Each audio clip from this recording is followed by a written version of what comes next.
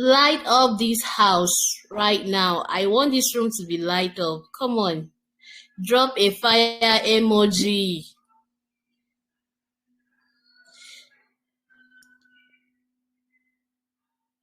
I is it just one person that we have here? Okay.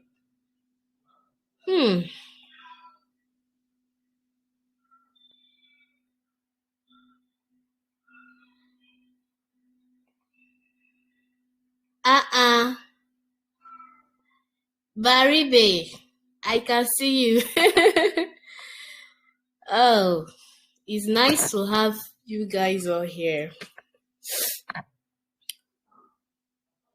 Please give me a minute. I want to set up something.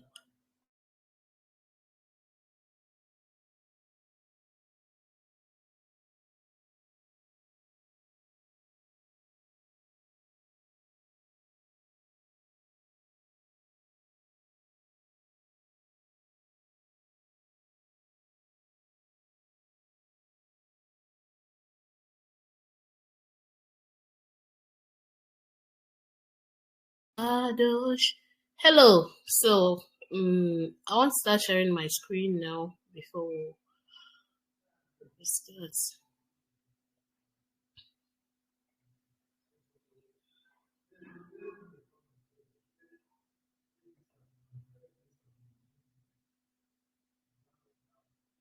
Can you all see my screen?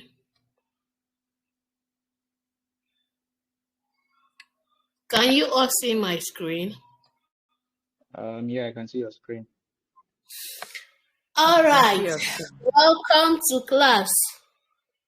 Welcome to class. Like I've said before, I'm so happy to be here today. I don't know about you, but I know that what you are going to learn today is going to change your life for good. As it has changed mine and it's still changing. So today we are going to be talking about AI video generation. AI video generation. How many of you have created videos with AI before? Videos, images, and the rest. If you've done that before, please kindly let me know. Okay, I can see my people here. Okay. So that means we are not all beginners here. That means we are not beginners. Okay. That is nice. So that means I'll go straight to the point. So, one thing I want us to note today is that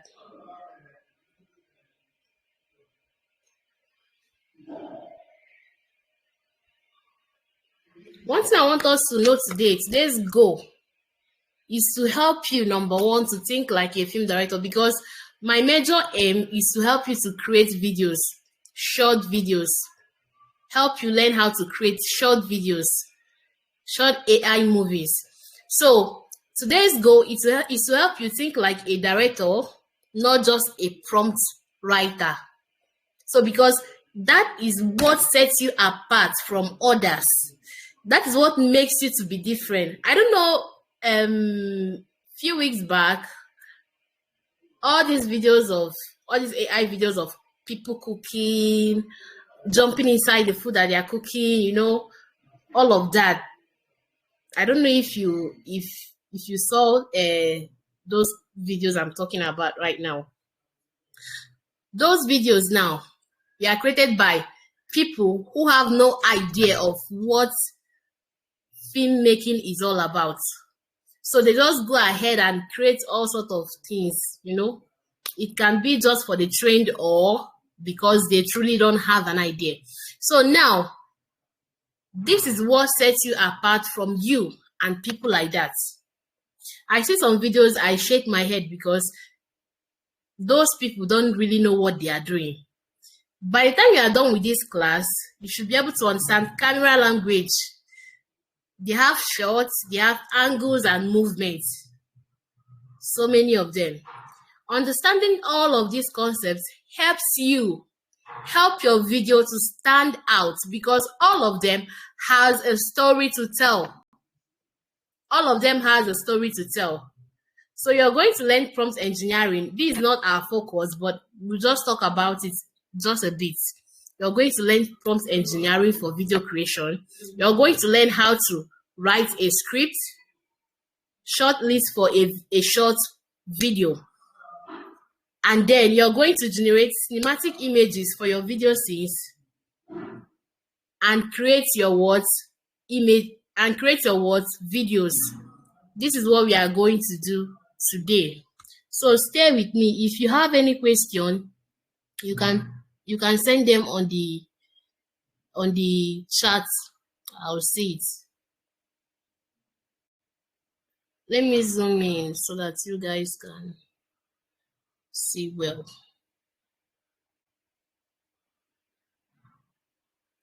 Oh, someone said he's a beginner. Okay. You're the only beginner here. No problem.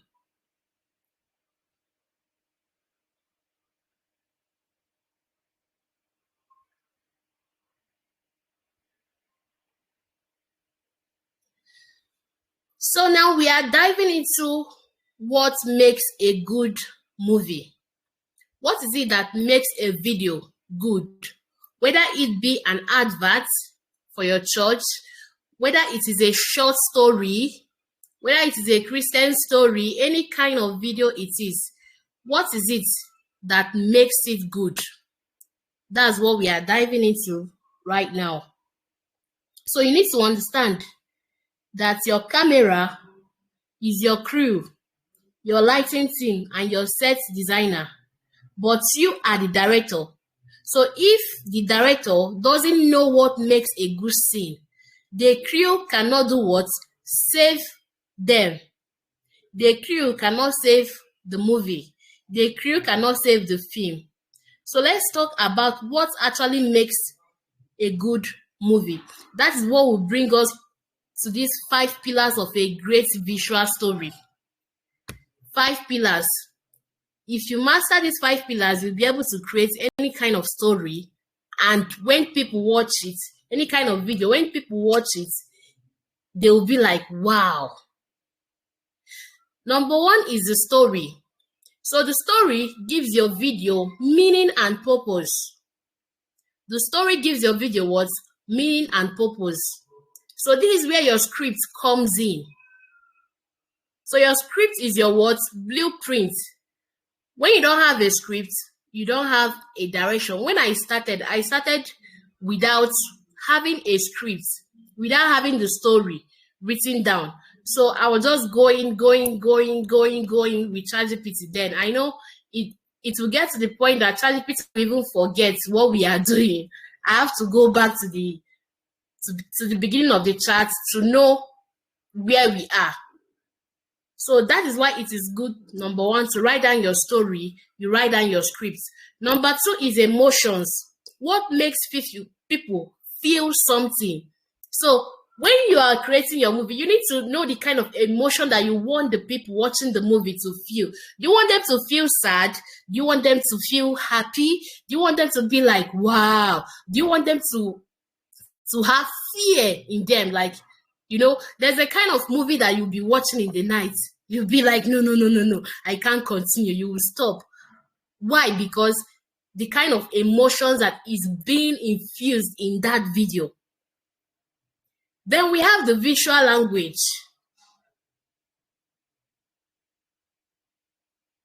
Okay.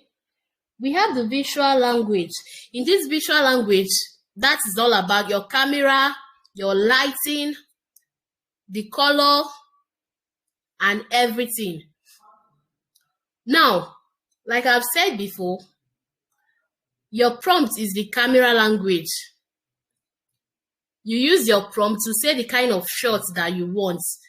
You use your prompt to say the kind of lighting that you want. You use your prompt to say the kind of camera angle that you want, that will give you what you are looking for.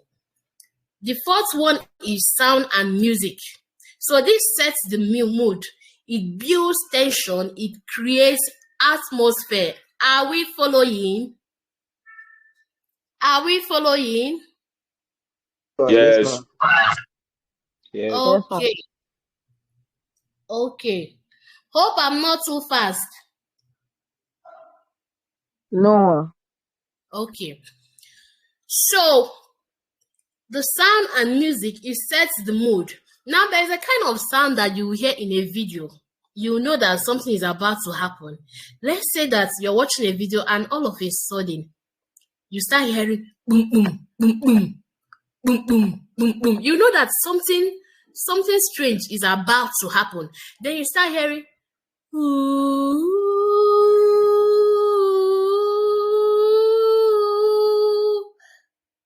When hearing that sound, what kind of thing do you feel? What kind of emotion do you feel? It's a kind of sad feeling. That's what the sound is going to do to you. The person that created the movie don't have to come out and tell you in this part you have to feel sad. No, automatically, because of the sound that is being infused in it, it helps to tell you the kind of what is going to happen next. You'll be like, it's like somebody is going to die. It's like somebody died here, all because of the sound. Now there's and that sound, there's this sound. Once I hear it, I'll be like, this is a ritualist video. You know that kind of sound that you hear. Pete Edochie, the movies, Kanayo, O Kanayo, and all of that. Once it gets the parts where they want where they are in their occultic room, you start hearing that kind of sound. It's the same kind of sound that you hear when witches are gathering, you know, all of that. So that's what the sound and music does to you, does to your video and to your audience, to the people watching your video. And this is what sets you apart from others.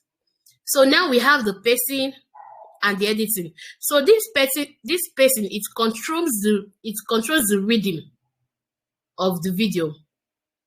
So now if your video doesn't have that pacing, that means that your video is going to be flat. And once it's flat, trust me, it's not going to, people are not really going to like it because it's just flat like that, nothing. So we'll still get more to this part. So from now on, when you sit down to create an AI video, I don't want you to think, what should I type? I want you to think, what story am I telling? What should the audience feel? What should they see? How should the camera move? So this is the difference between someone who uses AI and someone who creates with AI. This is the difference. So now I want to ask you again.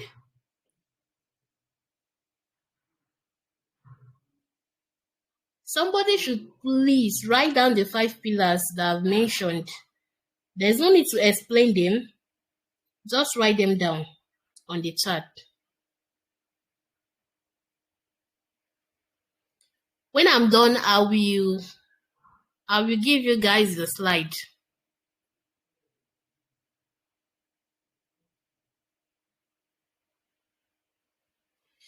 So AI is not as smart. You push not come from my head though. AI is not that smart. It is just obedient. So it follows you. Although sometimes it can be very stubborn, yes, because of the training that it has received and because of the command that is running on the background side. Because it has a command already.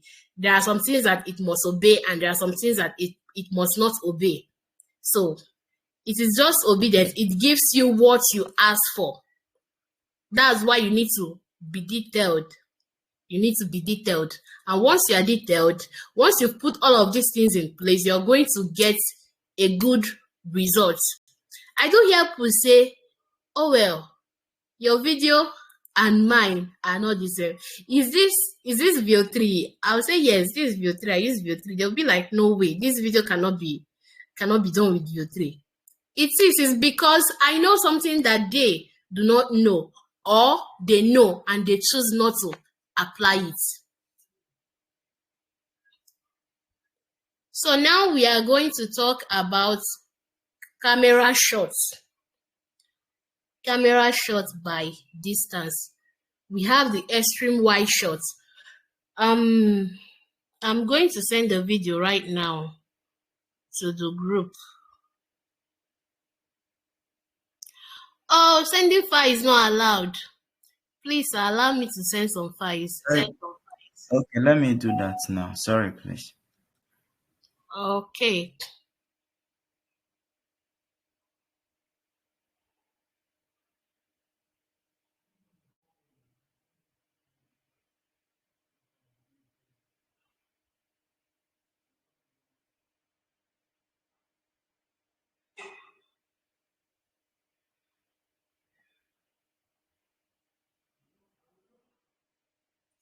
So let me continue. Why he's doing that? We have what is known as camera language for AI videos. Camera language. So this camera language, it helps you to speak the language of what? The language of cinematography to AI prompts. You speak the language of cinematography, so AI prompts can produce the professional looking results that you are looking for. So now, have you ever noticed that in a movie, when someone is about to die, the camera looks down on them, and when the hero stands up to fight, the camera looks up? All of these are still storytelling. All of these are all camera movements, and they tell a story. So all of these are not an accident. That's camera language. And when you put these words in your AI prompt, the AI understands them. Have you done that? Yeah. Yes, I've done it. Thank you. Okay.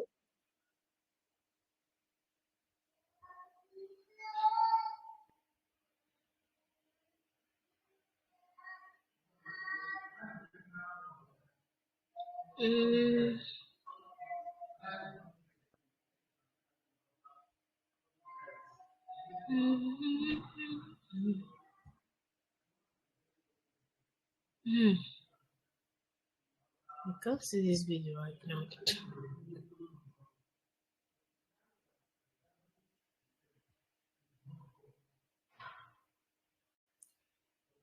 I'm coming, please.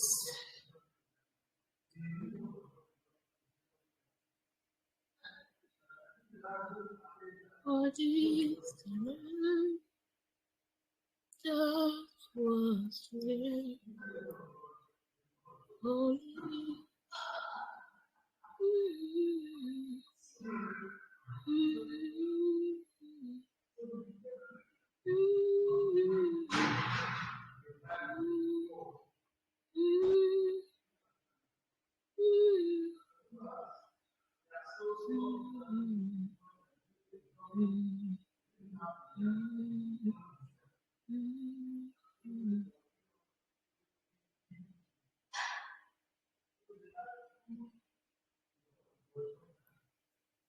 I don't know.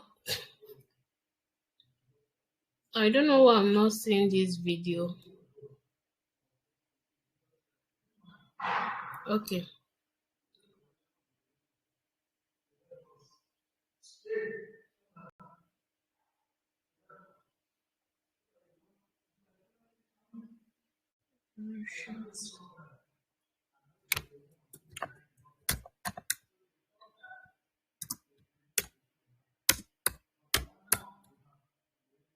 Is this video recorded?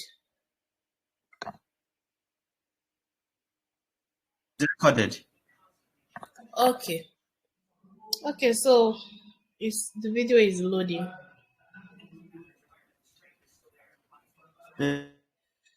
So now, like I've said before,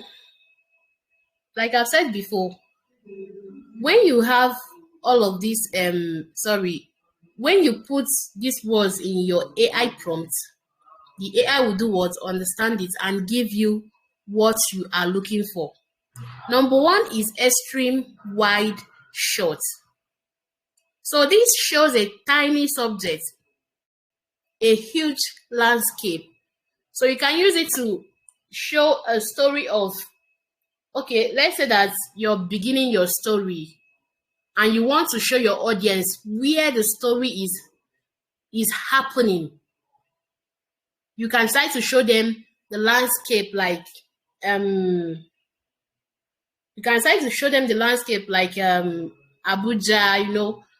Abuja landmarks, all of those things, where someone can stand on a mountain and the video will show a large landmass showing where he is, showing, okay, this is where this person is. So you can use it to tell a story of loneliness. It can give your video that epic feel. You'll be like, oh. So an example, let me send the prompt example that I have here. Is in that video already, but let me still send it.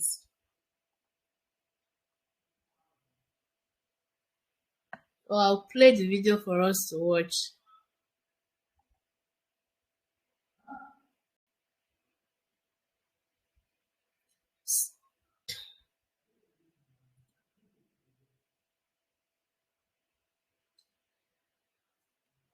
So we have wide shots or long shots. This shows your full body from your head to toe plus surrounding, but it's not going to be that wide as extreme shots. So this one now is to set the scene. It sets the scene. That's the work that it does. We have the medium shots. That is a shot from waist upwards. This is like maybe you're having a conversation with somebody. You can use this medium shots. It's just a natural feel. Maybe you're on a phone call, you're having a conversation with somebody, the person is there, you can use it. Then we have medium close-up shots. This from the chest to the head. I don't know if you've watched a movie and someone is about to lie. So they show the medium close-up shots. And before you know it, they will move up. They will just be moving up. They are trying to tell you something. It's like there is a detail that they want you to see. All of these are all storytelling. Then we have close-up shots. This is a situation where the face fills the frame.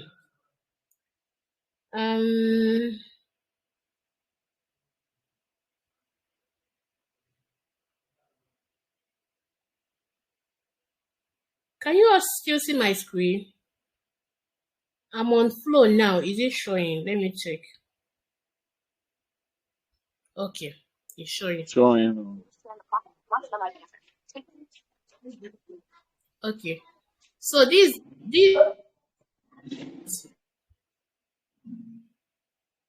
is a close-up shot. It helps to show a detail of what is happening to a person. Maybe someone is angry, or the person is sad, crying, or somebody wants to do something evil. With these close-up shots, you'll be able to see. Or someone is telling a lie. With these close-up shots, you'll be able to see.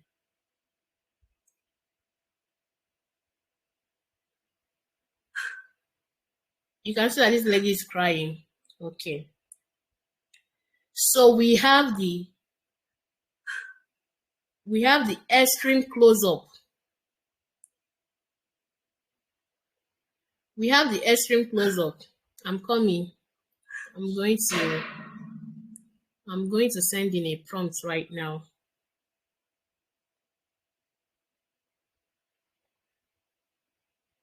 So this prompt said, the face of a young woman completely filling the frame. Okay, I'm going to remove this.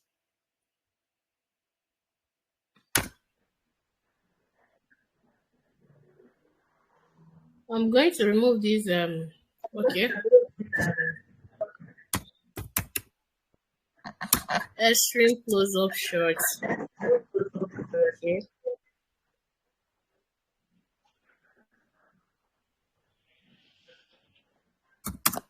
Okay, so I'm going to tell it to now zoom in.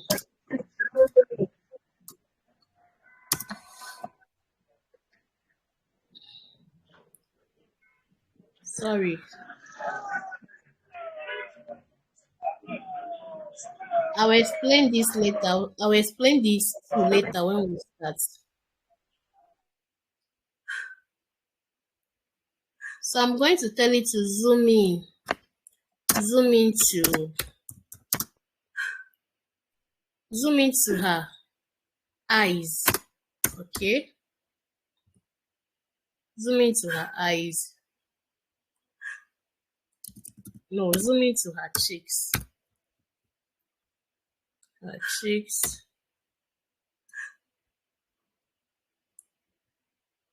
Let's use eyes. Zoom into her eyes, showing sadness. So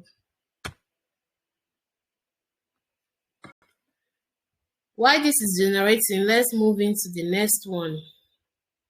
We have over the shoulder. So this over the shoulder is mostly used when you're having a discussion with someone and the camera or the movie director wants you to see what is on the table or in front of those people. They can use over the shoulder shots. Okay, let me show us an example of it.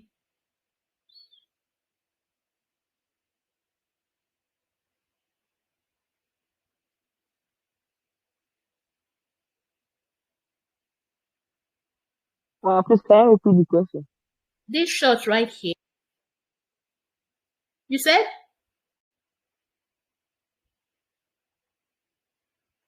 Can you all still hear me? Yes. This shot right here is over the shoulder shot. As you can see how it started, it helps you to see what is in front of the people. So this can be done when you're having a discussion with somebody. Let's say you're having a discussion with somebody and you are taking tea, and the director wants the people viewing the movie to see that it is tea that you are taking or it's coffee that you are taking. They will take the shot from your shoulder down to show what is in front of you. That is still part of storytelling. Let's go back and see if our video is done generating. Okay.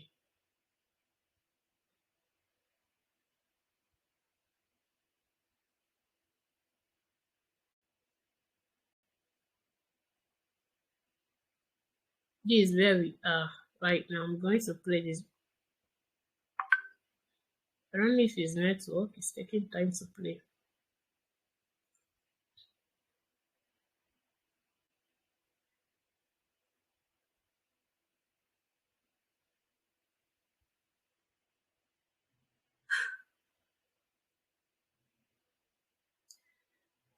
Whew.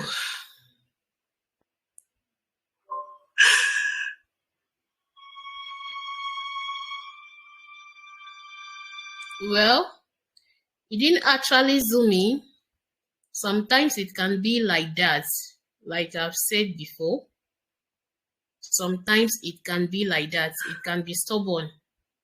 So I'll come to that part. What you would do when you are asking AI to give you something and it's giving you something else. Okay. So now we have point of view. Point of view is where the character, you see what the character is seeing.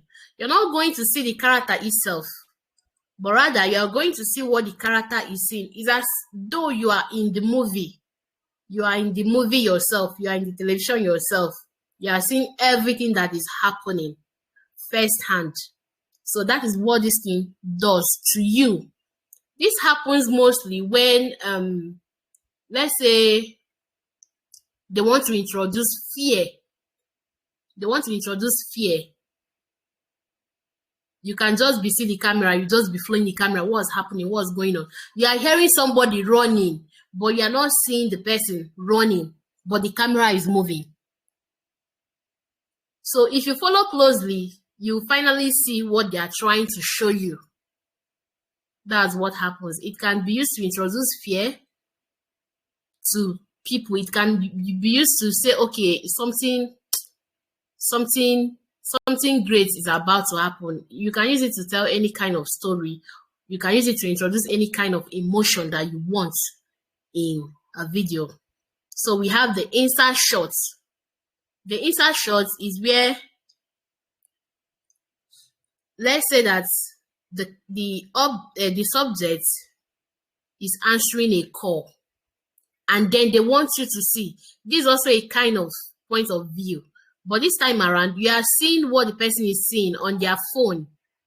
Let's say they are reading a book, and they want you to see what is in that book. So that's the insert shot.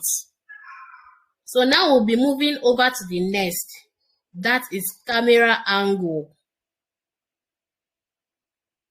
Wow. These camera angles. We have the eye level. I'm going to show us right now.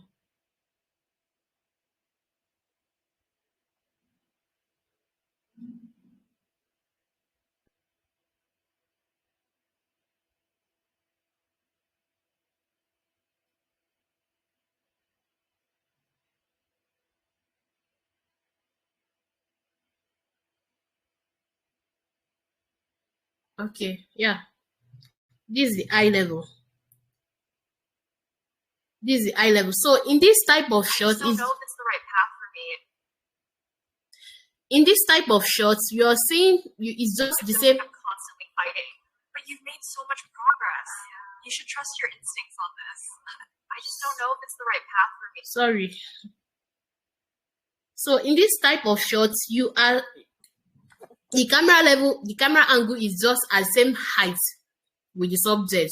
So it is normal, it is neutral, there's nothing there. It's just maybe like a conversation scene. You can use it for a conversation scene and all of that. There's nothing much in it. But then we have the low angle. In the low angle, this is where the camera looks up. So the camera looks up. In this case, it makes the subject feel powerful. It makes the subject look powerful, heroic. I don't know if you've seen these Avengers, when they will stand, the camera will just take them, the camera angle will just take them from down up. In that state, it makes you, the viewer, feel so small, like you're the one looking up to them. Why it makes the subject in the movie feel big. That is a hero shot. So this scene, you can use it for maybe leaders, for God scenes, for victories, and the rest of them. Maybe where you're trying to show a powerful man or a hero. So we have high angle. When I'm done explaining, I'll show us. We have high angle. In this high angle, this is where the camera looks down. This shows vulnerability. It shows that the subject is weak. It shows that the subject is small. This camera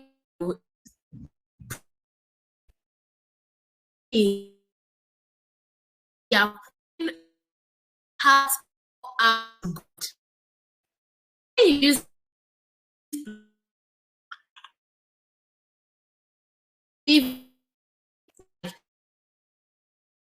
of help. This is not again.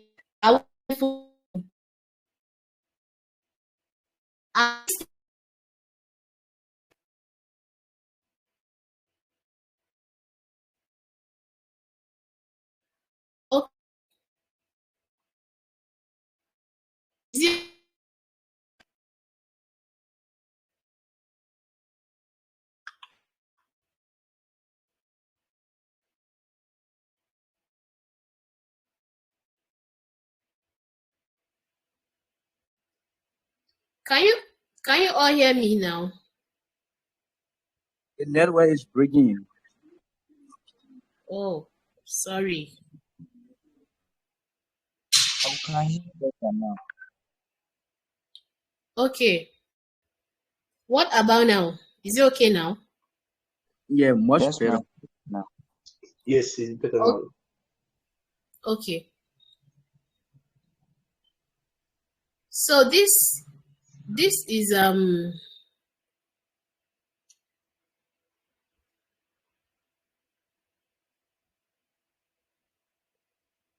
this is the angle I spoke about. This is the heroic angle, the one you use where where the camera is looking up to show that this person is a hero and all of that. This one is the one.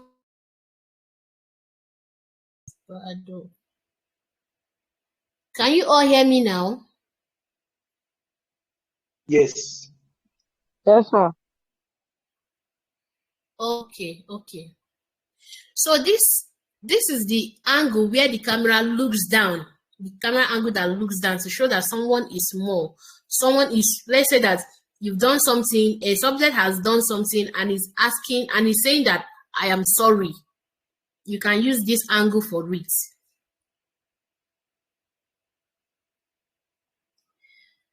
Then we have bird's eye. We have bird's eye. I'm going to show us. This is directly looking above. It can be looking above. It can also be looking down. So this is a God's perspective kind of view. I don't know.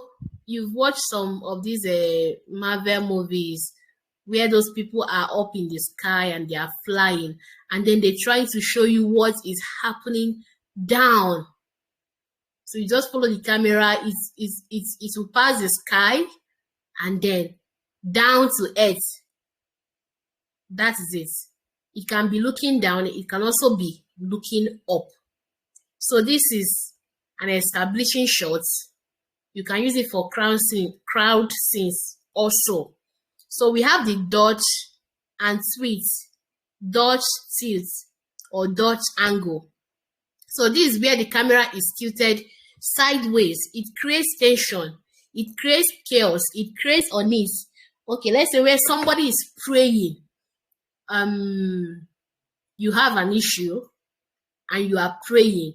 You're praying and all of a sudden something appeared. So once you use that Dutch view in that place, it can create tension. The person can shout, or where you are hearing your name and you are going out to see what's going on. Those kind of things. Or there's a robbery scene going on. Those are the kind of things to use it for. Let me show us. This is an example of Dutch or tilt view. This is an example of it. Then this one, okay, this is an example of it. Then we have overhead shots. So this is above but closer to the subject, where you take the camera, where you take the shot from above the subject but it's close. So use this to show layout, use it to show emotion. In the scenes that you use it is in emotional scenes. Let's say where people are praying. You can use it for that scene. Where a barrier is going on, you can use it to show what is happening down. Are we all following? Or am I talking to myself? You are following. We are following, ma'am. Okay, so this is an example of it here. And then we have the warm eye. The warm eye. This is very dramatic. So this, you can use this for ad. You can use this for where somebody, let's say, where you want to show a hero crushing something on the ground. You can use it for it. This is just like a heroic moment. Now, This one can be used for ad. Maybe you're running ad for, you want to create an ad video for a shoe product, for Nike or other brands. You can use this kind of camera angle for it. It goes a long way to show the kind of story that you're trying to tell your audience. So let me show us like something like this. So this can also go a long way to show that, okay, let's say that this sandal that she's wearing is very strong. Something like that. It's very strong. She's trying to crush something or something like that. You can use it for such scenes. Let me go back to the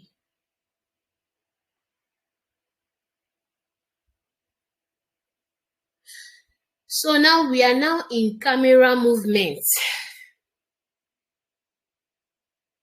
This class is dull for my liking. I don't know why. What's going on? Are you all waiting for something? Can you all someone say something? This class is very dull. Why Yes, is ma'am. it You're dull? with you, ma'am. You're with you. You're with you. You're with me. Yes. Okay. You all should Yes, draw ma'am. fire emoji. Draw fire emoji. Let me see. We're with you. Okay. No problem.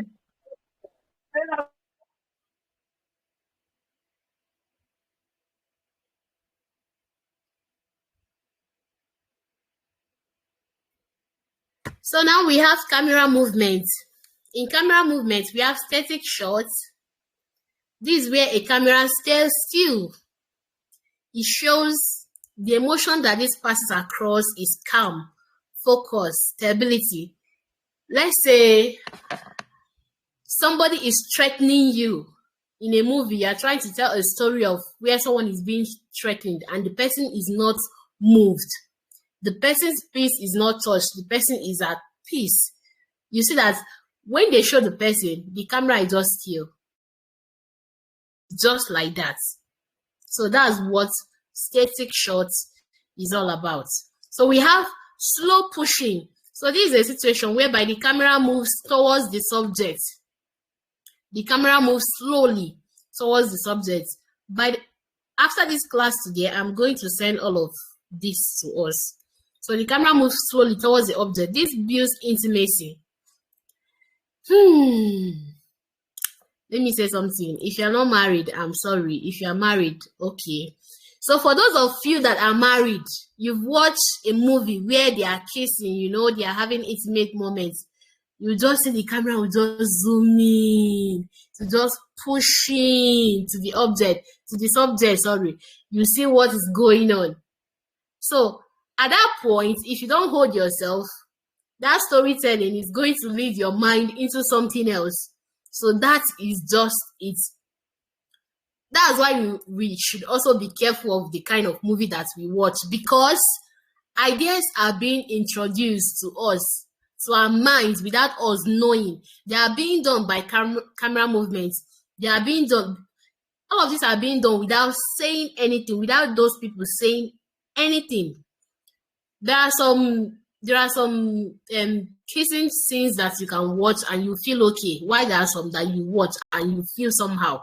That's why it's good that if you know yourself, just avoid it, because they are trying to introduce something to you. They are trying to tell you a story, and in that, something else is being introduced. So this is what this thing does. You can use this one also for you can use it for a wicked scene where a man wants to do evil. You can use it for it also, because one of the major work that it does is to build tension. It builds your tension. It builds your curiosity. You want to know what happens next. So we have the pullback. The pullback can be used to reveal something. It can be used to reveal something.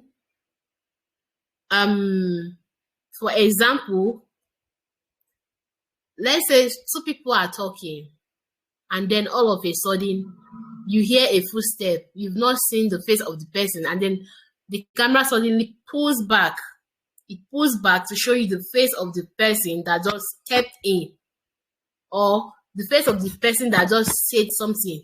That's what it does. Then we have pan. This pan is where the camera turns left or to the right. So it follows an action. Let's say a man is praying. A man in your church media, you are in the media, and then your pastor is praying. That thing that you're doing, following your pastor's prayer, if he's moving to the right, you follow him. If he's moving to the left, you follow him. That is panning. So the camera move from right to left, showing the action of the subject. We have tracking. In tracking, this is where the camera follows the subject. It follows the subject. You'll be able to see what is going on. So this shows movement. This shows journey. This shows energy. So now, this is not panning. You're not zooming in, though you can combine zooming in. You can combine zooming in, and then you can also combine the tracking. But this is just you following the person. They use this a lot in vlog, in travel vlogs. You see them, they are going here, the camera follows them. That's tracking. The camera doesn't leave them. The camera doesn't move to another person. It follows them or still. So we have the crane or area. In this part, this is where the camera rises up. It rises up to show the whole environment. This is so beautiful when it's being captured in a church. Let's say your church is having service, and then you use the crane to move up. It's so beautiful when it captures the whole. It can't capture the whole environment though, but the part that it captures will look so beautiful. And those people, they won't show too big like that. So this adds and that story to your movie or to your video. Then we have the handheld. The handheld is where you want your audience to feel something raw, like natural, like a slight shake. You just want to make that feel. Let's say you are holding something, and then all of a sudden the thing drops. You're holding a phone and it drops. So that shaking in that point is what is, it shows that the camera is being handheld. So this shows urgency. This can be used in documentary. This shows that this is real, like it helps people to feel like it's a real movie, not so polished and all of that. Okay. I have a question for you.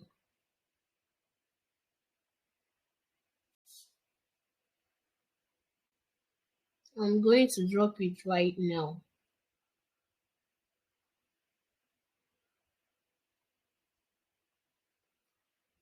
So a young woman walks into an empty church and kneels to pray. What kind of shots are you going to use here? What kind of camera angle and camera movements are you going to use? I want an answer.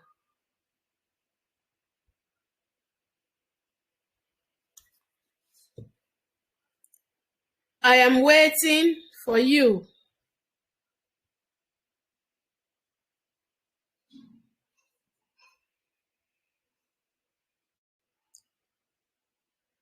Nobody is saying something.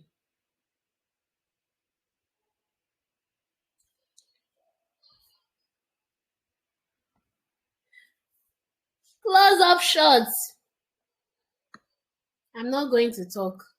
Who else?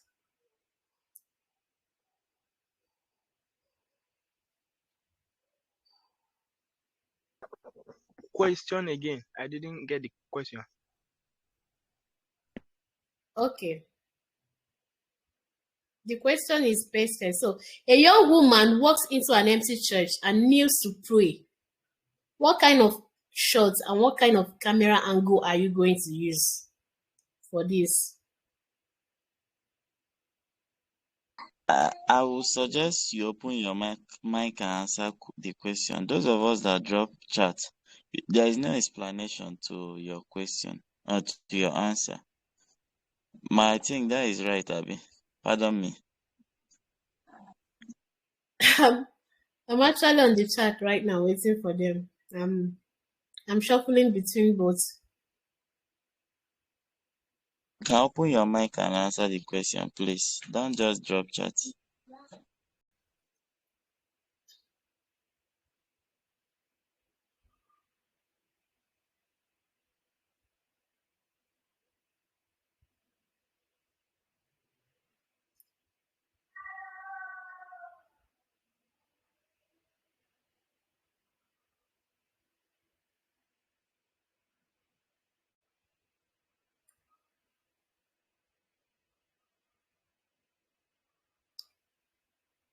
So what kind of camera angle are you going to use? I'm still waiting. What kind of camera angle? Someone said close-up shot. It's not close-up shot.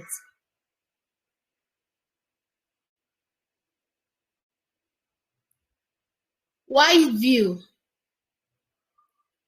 This wide view is not complete. Low angle. Yeah, you're right. It's low angle. You use low angle, like I've said before. This person just walked into an empty. This person just walked into an empty church and kneels to pray. So you use low angle because it's trying to show that this person at this moment is vulnerable. Unless the story that you are telling is saying something otherwise. Let's say that the story that you are telling is saying that the person is a proud person and is just praying without proudness in his or her spirit.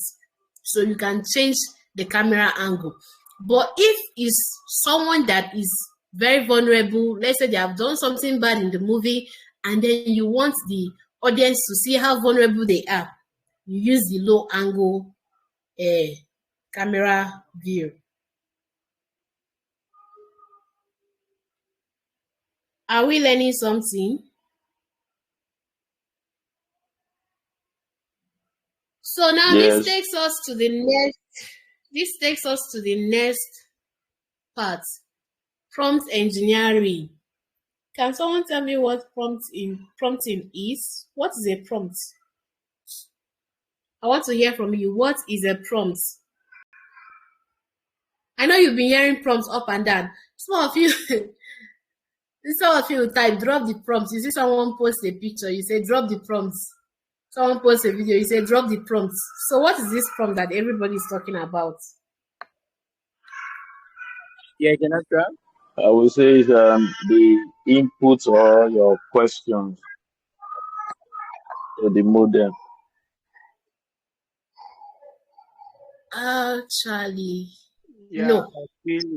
I feel is that a prompt is a detailed instruction given to an AI model to give you the best possible outcome.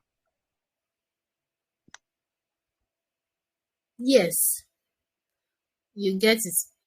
Well,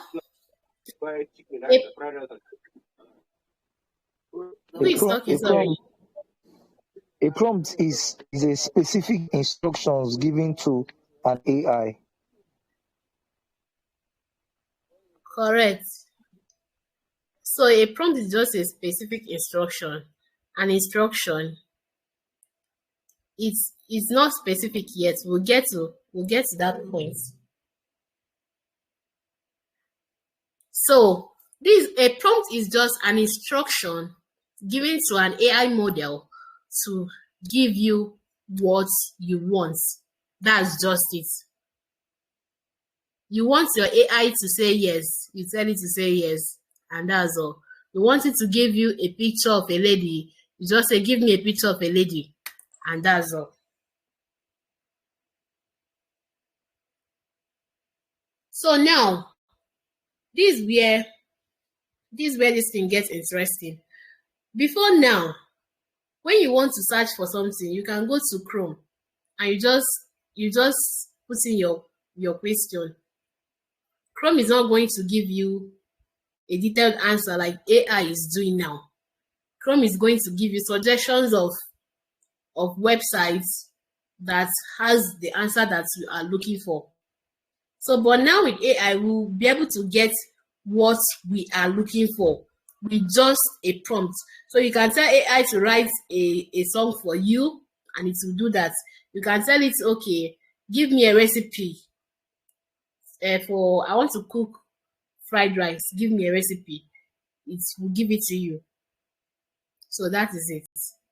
That's what prompt is all about. So, but now, when your prompt is not well structured, when it comes to prompts, okay, you have to be very, very detailed. When it comes to prompts, you have to be what? Very, very detailed. You have to know what you want first for you to be able to tell AI to give you that thing that you want.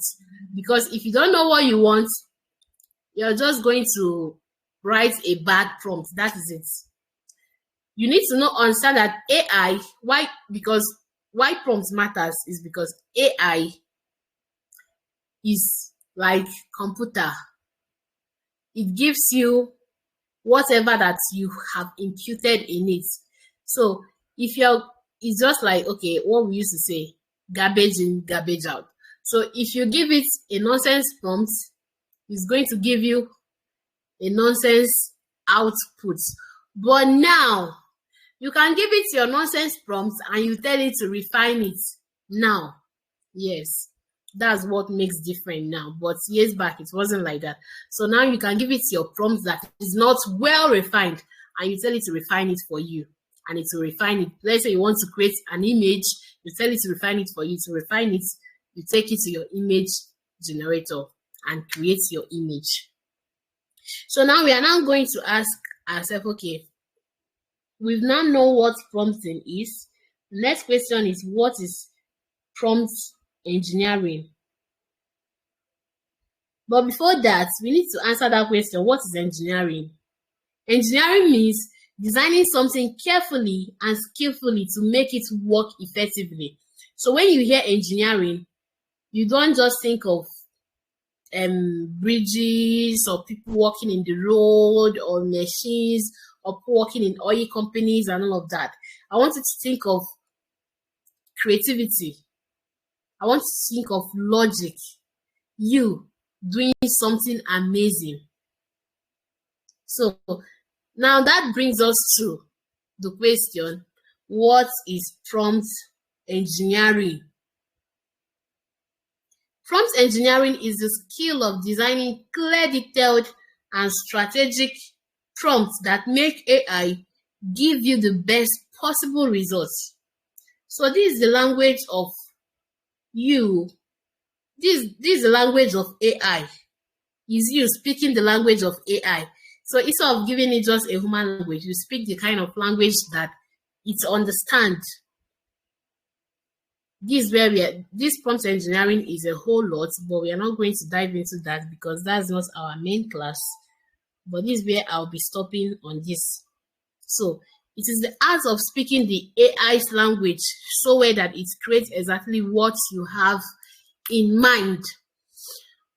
Now, prompt engineering doesn't matter like that too much. The reason is because AI modeled to understand human languages. So you can just, what I do tell my students and other people around who have issue with prompting, I just tell them, there's this lady that said, I don't still understand that prompting part. I said, okay, you know what kind of cream are you using? She told me. I said, okay, just describe that cream. Just describe it, talk about it freely, like where you are talking to a friend about a particular cream that you are using. So she did. So I said, okay, take it to AI. Tell it to create an image of that cream for you with that description that you've given. So when she did that, she came back, she was so happy. I said, yes, that's your own prompting. You've just given the AI a well-detailed prompt, a well-engineered prompt. That's what you've done. It's all about creativity. So in prompt engineering, you don't let the AI think for you. You think and give AI what you want. So let's say that you want a very bad prompt, right? Is where you just go to an AI to which some people do. They will say, I want to give me an image of a woman. That's a bad prompt. It's going to give you an image of a woman, of course, but you're not going to control the output. So now a well-detailed prompt where prompt engineering comes in is the part where you now tell the AI, okay, give me an image of a Nigerian woman. She is 50 years old. She's wearing a black suit. Sorry, she's wearing a white suit, a turtleneck, that's for the inner. You can either use a trouser or a skirt. You can even go ahead and describe the kind of skirt that the woman is wearing. And then you say, okay, she's wearing an eyeglass. She's putting on a jewelry. You can go ahead and describe the kind of jewelry that you want the woman to put on. Is it a stud jewelry? For earring. Is it a stud earring or something glamorous? What kind of earring do you want? Is it a round earring? Wristwatch. What kind of wristwatch? What's the color of the wristwatch? What's the design? What is the model? Is the woman wearing a ring? If she's wearing a ring, okay, is it marriage ring or is it just a fancy ring? All of that. The color of the woman, is she fair in complexion? Is she brown? Is she black? All of those things, they matter. It's going to help you control the output of the AI. It's going to help you to get the results that you are looking for. But you get frustrated when you go and just say, give me an image of a woman. It's going to give you an image of a woman. That is not all. This woman now, where is that woman? Is that woman in the sitting room? If it's in a house setting, is that woman in the sitting room? Is that woman in the bedroom? Okay, let's say the woman is in the bedroom. How is that bedroom? All of these things are very important because when you start creating your story, you want consistency of scene. That bedroom, how is it? What is in the bedroom? Is it a bed? Is it 2 beds?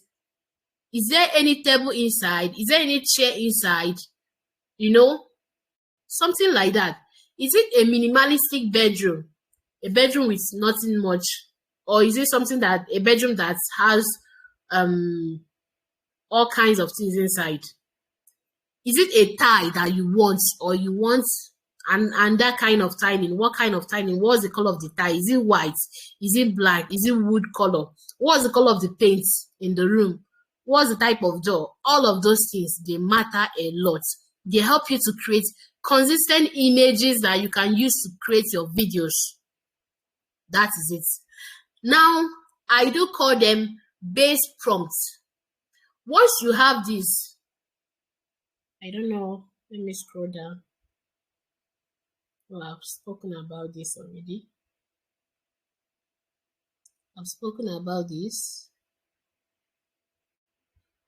Okay, this is where I am now. Sorry, I've been talking without looking anywhere. This is where I am now. So I've spoken about the subject, where I spoke about the age, the clothing, and everything that the person is wearing and all of that. So now you can go ahead. This first one I spoke about, I do call them base prompts. So they are your base prompts. They are like the foundation. Let's say you are building a house, you have your foundation. They are like your foundation upon which everything that you are building on falls on. So you copy it. Once you've gotten this, you copy it and keep it somewhere. In all of the images that you are generating, you are going to add this prompt to it unless you want to change scene. But now to maintain character consistency, your character's base prompt has to be the same. Unless, okay, you want to change the clothes that your character is wearing, you can try to change the clothes. Or you want to change the accessories that your character is wearing, you can decide to do that, but you can still maintain the facial consistency. Now we come to action. This is called the 6-part image prompt formula. This is where we are now. Sorry, I was moving too fast, faster than the slide. So this is the 6-part image prompt formula. So where we have the subjects, I've spoken about that already. Number 2 is the action. What are they doing? You need to describe it. You need to be detailed. Don't just allow AI to do the work. Let AI be your partner. Create with AI and not just put in your prompt and wish for the best result to come out. So the action, what are they doing? You need to describe it. That your subject that is in the room, what is she doing? Is she lying down? Is she sitting down? Is she standing up? This is going to save you the stress of wasting credits. Let me tell you, to create AI videos these days is very, very costly. Let me tell you, it's very costly because these AI models have left the testing phase. This time around, they mean business. So it's very, very costly. It's not like before where you have free tools here and there. You all saw what happened today. Grok is no longer free. I know you know about that. Grok is no longer free because they were testing with you guys. Now they have moved past that level of testing phase. They are now in business phase right now. So this will save you from wasting credits. So you ask, what are they doing? You have your setting. Where? I've talked about this. Where is this thing happening? What is the background like? Okay, if it's happening in a bush, if it's happening in a village, that is the setting. The village is the setting. Is it happening in a church? That is the setting. Is it happening? Is it in an airplane? That is the setting. Now we have the style. So in style, we have cinematic, we have photorealistic. All of these things is going to give you a what?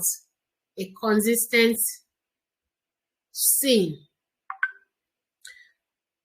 Now, if you are going to choose cinematic in all of your images, cinematic are going to be there. That's cinematic lighting. We have cinematic lighting that they use for epic movies, like all of these Nollywood. Is it Nollywood is Nigeria, right? They use in all of these Hollywood movies. You have cinematic lighting. You have sun hour. All of those things. We will get to lighting where I will explain it more. So now we have camera. So this is where you have to explain the kind of shots that you want. I've said this before.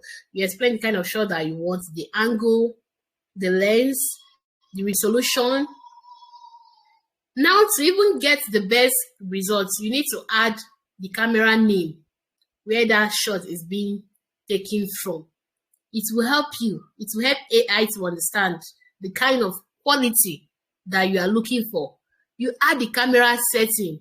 The camera setting, something called aperture, depth of field, ISO, and the rest. So now we have the lighting, where we have the golden hour. The golden hour lighting, like in the morning. In the morning, you're trying to, in evening, you're trying to show that this is evening and all of that. And you're trying to show that the kind of where the moon is, where the sun is. There's a type, there's I don't know, I've not seen it here, but back in the east, there's a time that it gets to, maybe it's a season, there's a time that it gets to, you see that the sun will turn to somehow orange and all of that. That's that particular lighting that you're seeing. That's where that lighting is being taken from. The golden hour, that's where it's being taken from. That's orange color in that place. It's trying to show that, oh, this is like an evening, a cool evening, a particular time, a particular season.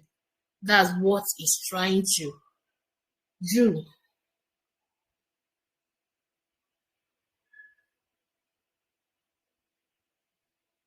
So now this lighting also helps to set the mood.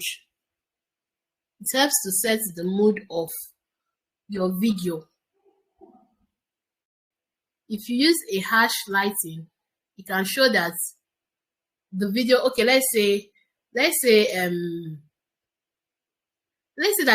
there's a drought in the land and you are trying to show people what is going on. The kind of lighting that you're going to use will determine what the people will feel. Will they really feel the drought that is going on in that video? So it helps to set the mood. Are we following? Yes, ma'am. Yes, you are following. Yes, you are following, ma'am. Okay. So I want us to Yes, ma'am. build a prompt.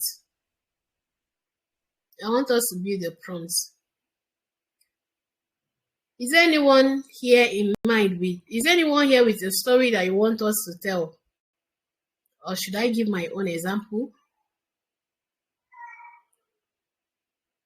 Do you have any story in mind? Maybe you should give your own so that.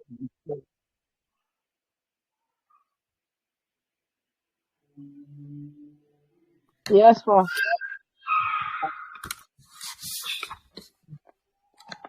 Sorry. Someone said something. I didn't hear what you said. I said maybe you should give your own story to make it The village better. girl that refused ritual rites. That refuse what? Sorry, you Ritual can type rites. it. You can type it.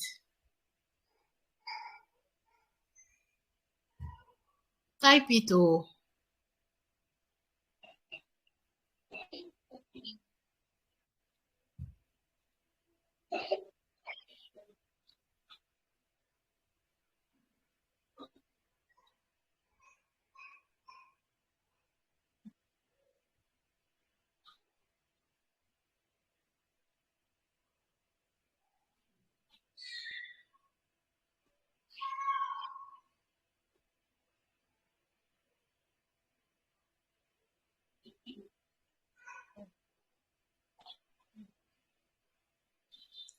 Okay. The village girl that refused ritual rites. Okay, we'll be going with this. So now let's build this prompt together. So now to build the prompt for this village girl, number one, you need to ask yourself, okay, this village girl that we are talking about, what is her age? Okay, we have to give her a name first. The village girl, we have to give her a name first. Let's give her Amaka. Amaka is her name. Amaka is a tall. Amaka is a tall. Amaka is a tall Nigerian lady. I know I didn't talk about height. You need to put all of that together. Amaka is a tall Nigerian lady from the east.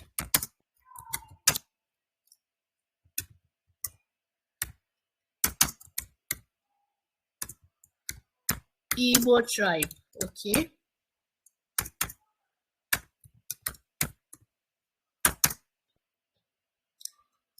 She is fair in complexion.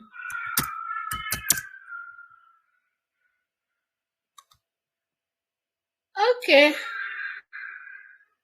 I'm actually sorry. I'm actually typing in the chat. Okay, let me copy it.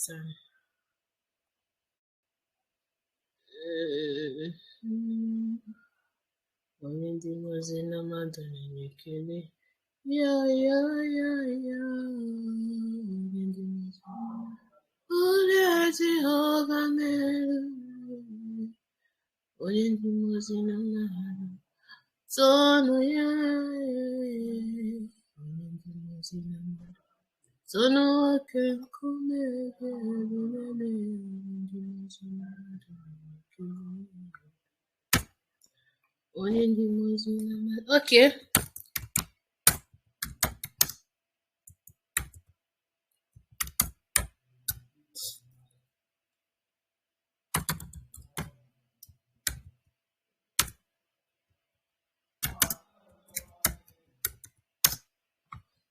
Okay.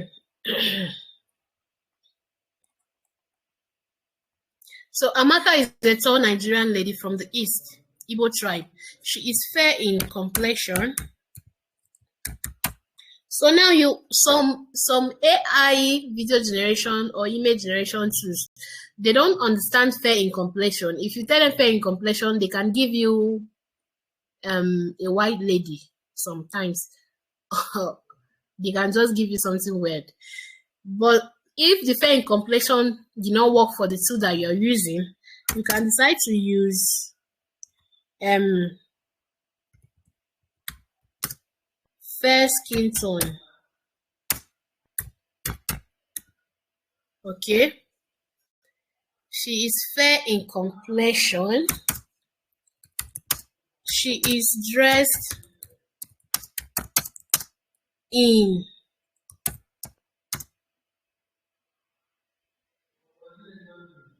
so now you need to ask yourself, okay, what kind of, since this is Amaka that refused to accept the ritual rites, this means that this is happening in the village, right? Hello, your story is in the village, right? Yes. Yes. Okay. She is dressed in Igbo. People, do they really have an attire? I don't know. She's dressed in, let me just say Igbo attire. I know that when I was growing up, the fathers used to wear one material like that, like a bag. It wasn't clothes. They just tie it around their waist, and that's what they used to wear. Okay, she's dressed in Igbo attire. So now you go ahead to describe the. Now, research is also good. Just in case you don't understand, you don't know the kind of attire, you can go ahead and you search. How do Igbo people dress? You search for it and you add it in your prompt. But let's use something. She's dressed in Igbo attire. A rapper. Let's use what Nollywood do give to us. A rapper tied on her chest. And another one tied on her waist. Okay, so now the other question is, what kind of wrapper is she tying?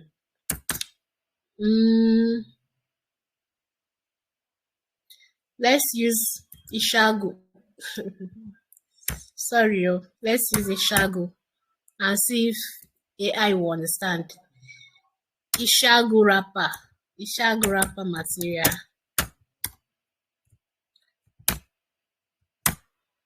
Okay.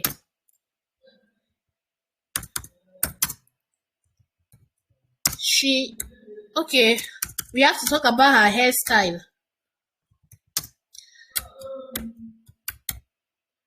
Her hairstyle is a natural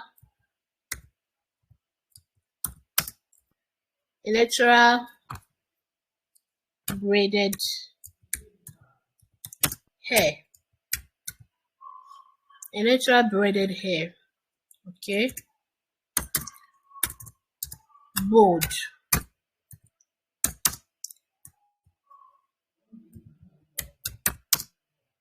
Okay. With no makeup.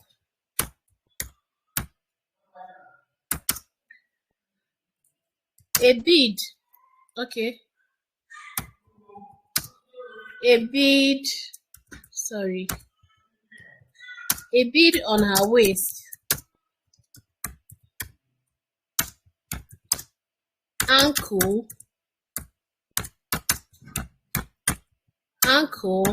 and hands. Remember, you are trying to tell a story. Now, with all of these things that you are putting here, you are trying to also show people how Igbo people dress. So that's why you use movie to change narrative. You use movie to change narrative. People understand a particular culture and how they dress, all of that. Okay. So this ride that we are talking about, where is this ride taking place? Can you let me know? Because you're the one that has the story. Where is it taking place?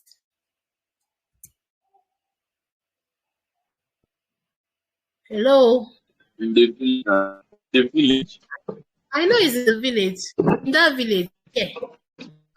The village square, or maybe their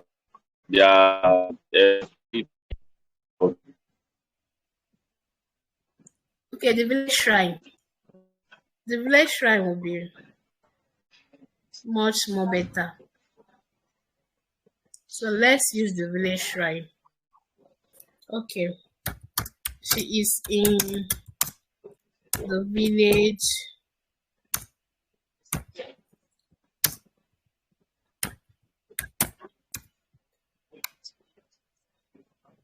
Okay.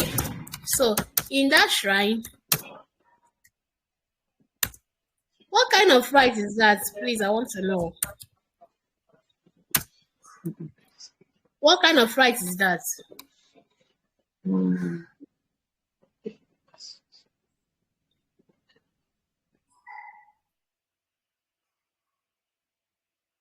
You don't know? no any right at all. You don't know, you don't know the kind of rite. You said? Okay. So let's say in that shrine, there is a native doctor,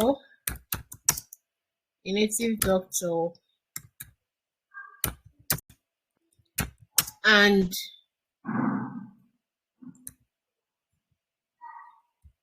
two family members.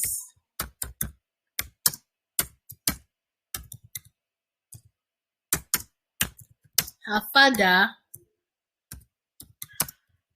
and her sister. Okay. So now you can decide to describe the kind of clothes that they are wearing. This manual way of writing prompt, we'll get to the AI way of writing prompts. Okay.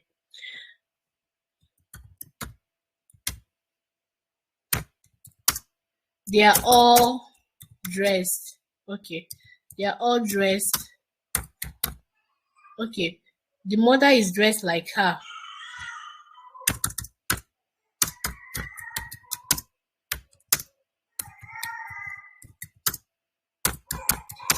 Is dressed like her.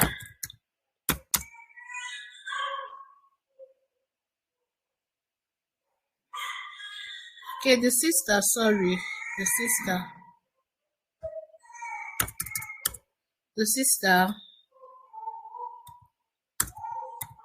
sister is dressed like her, but she is dark. in complexion. She is dark in complexion and chubby.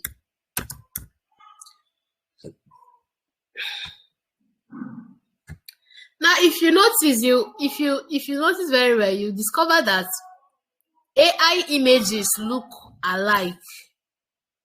Why they look alike is because the model that you are using was trained with a particular image. So it's going to give you that kind of face that is being trained with, especially one of the image generator model that does that very well is Whisk AI and ImageFS. When you create an image, whenever I say an image created with ImageFS or Whisk AI, I will know because I've used it for a long time, though I'm no longer using them. Since last year, I've not used ImageFS and Whisk AI. So if you don't want your image to look alike with others, you can describe the kind of face that you want your image to have. Okay, you can describe the facial structures. What I mean by the facial structures, how is the face like? Is the face round? Is it oval? Does the face have a big cheek? You know, all of those things. By the time you've put all of those things together, it's going to make your image look different from the model that they trained it with.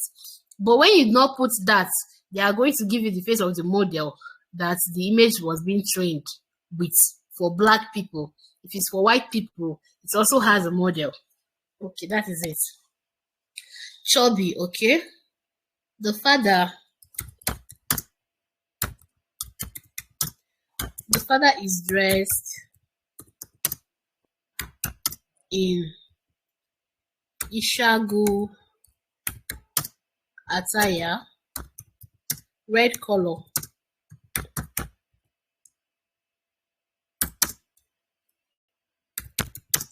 The rapper is tied from waist down. The native doctor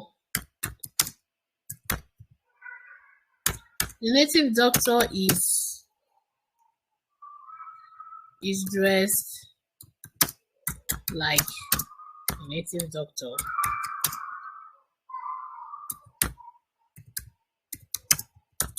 And he is looking scary.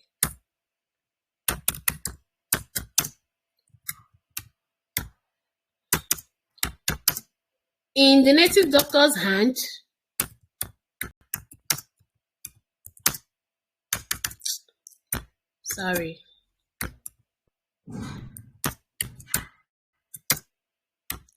is a calabash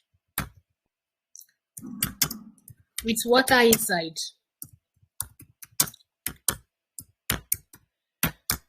Okay, so for the sake of time, what I'm going to do is to copy this prompt right now. We'll head over to an AI tool. Let's go to Gemini.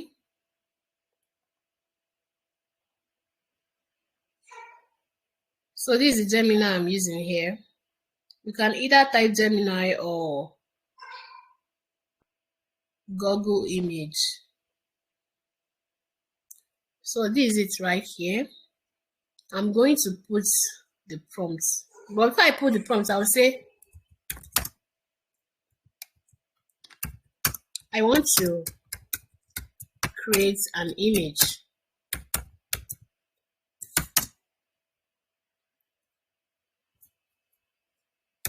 I want to create an image, but I want you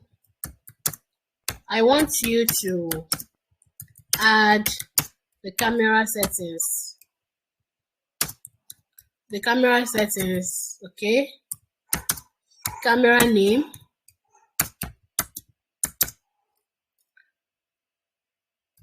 Quality. I'm just giving it an overview of what I want. It's going to understand. lens, etc. I'm putting the etc because what I've written here, that's not all. That's number one. Okay. I want this image to be realistic.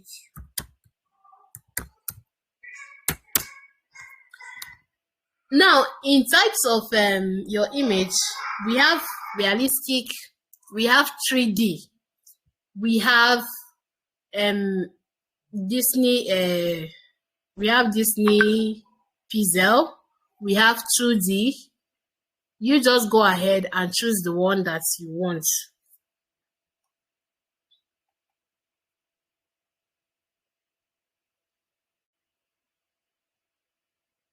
So I'm going to send it.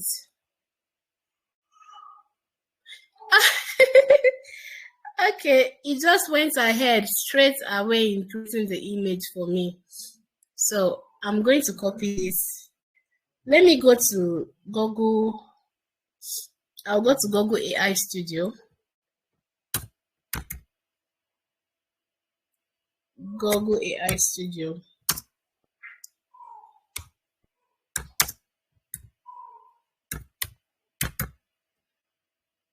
Google AI Studio.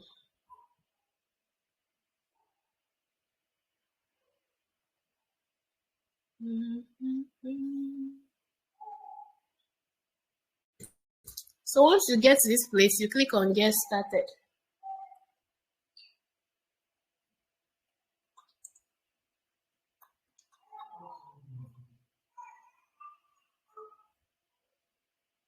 So you're going to here, you're going to put in your prompt. I've copied the prompt already, so I'm going to put it here and click on Run.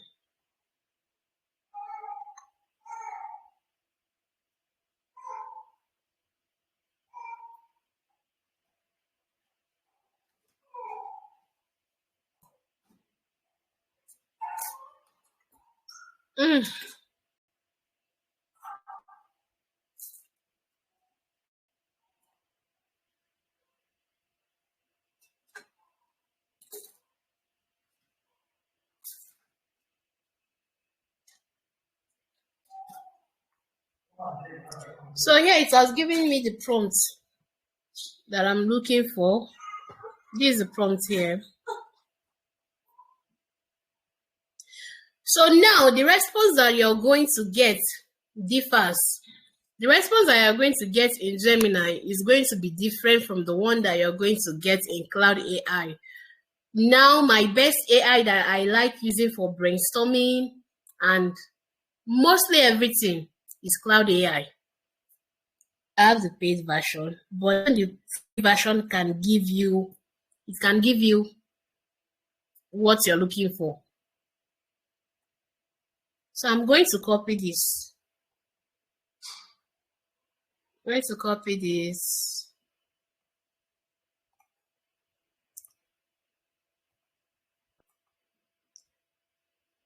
So now you can see the camera settings, it has added it. You can see the quality, it has added it, the environment and everything, the characters. Okay. Including the lighting, it has added everything. You can see the breakdown here. The lighting is here also. So you need to read what it has given to you. Here we have the characters. In the foreground, Amaka, a tall, stunningly beautiful Nigerian lady with a fair complexion. So before, AI models don't need to accept this word beautiful. If you use it, they will not create the image for you. But now it's working.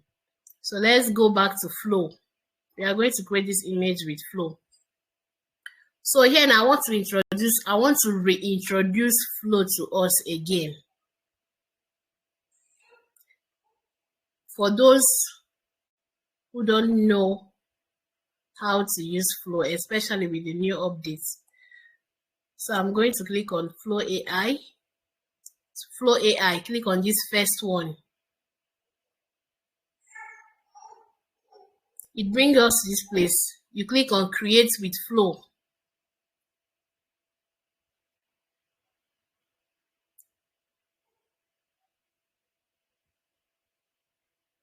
it brings us to this point. So you can either decide to, these are the ones that we've done today. You can either decide to create a new project or you continue from where you are. So when you register on Flow, it gives you a 1,000 credits. So far, we have 620 credits left because of the videos that we've created with it. So each video that you are going to create with Flow takes 20 credits. Each video is 20 credits. So with the 1,000 credits, you can only create 50 videos. That's 50 clips, and each clip is 8 seconds. That is it. Let's start a new. Once your account is account.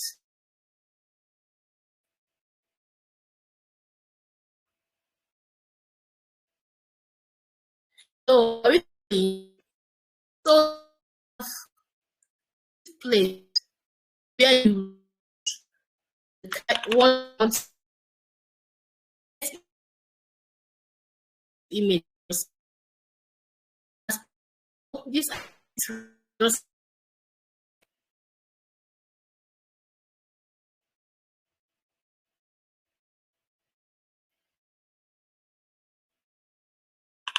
you all hear me? Can you all hear me now?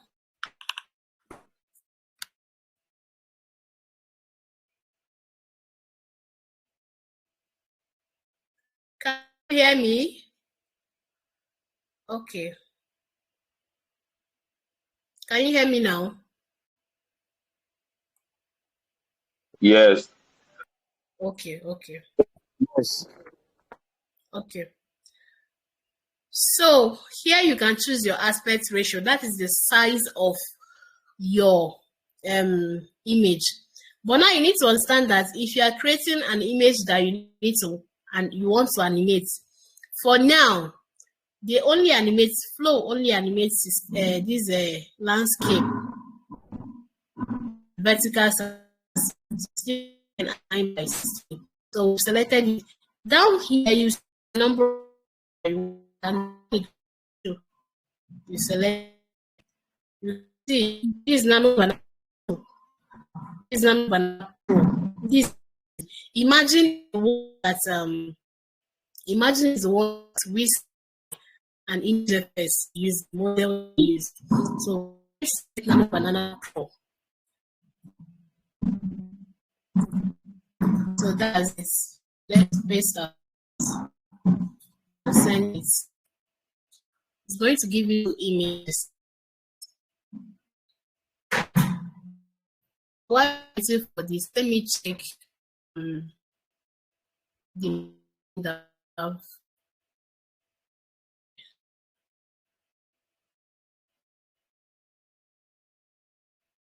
Okay.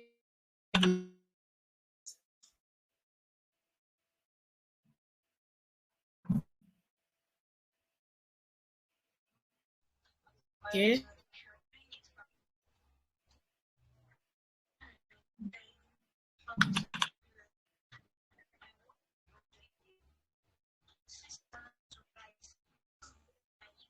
Can you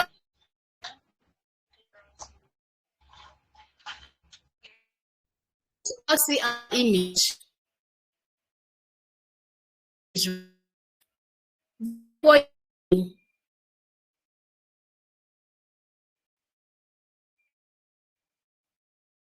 go to that.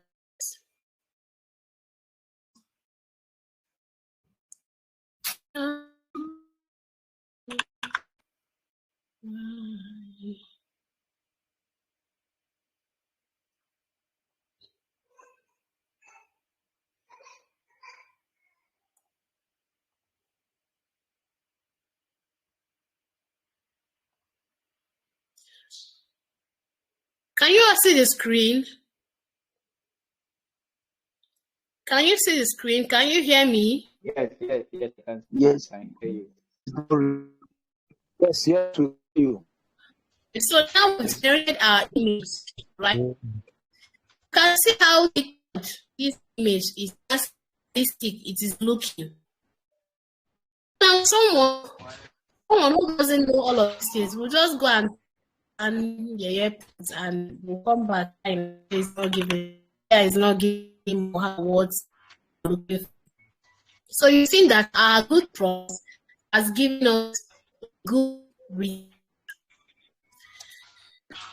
Now,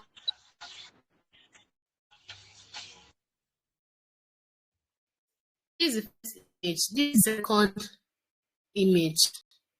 I find like second image. I like the second image. Let me do that first. I'll be sending it to the group.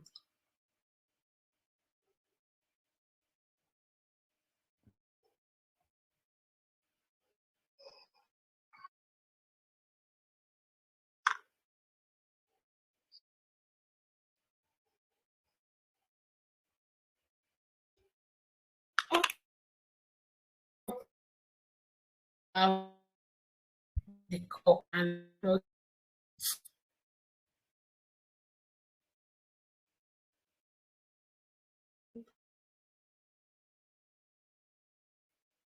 now.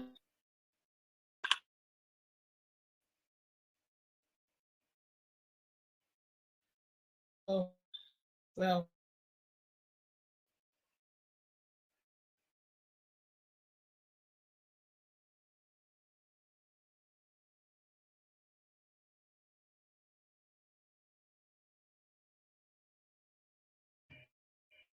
Can you hear my voice now?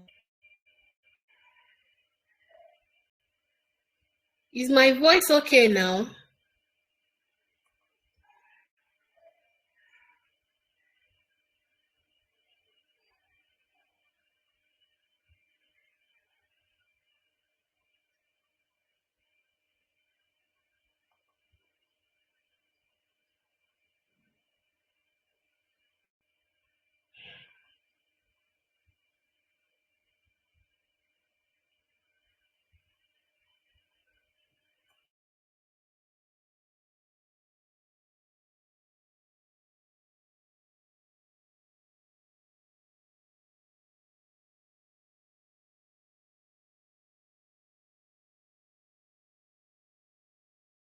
Can you all hear me now? Can you see my screen now? Can you hear me now?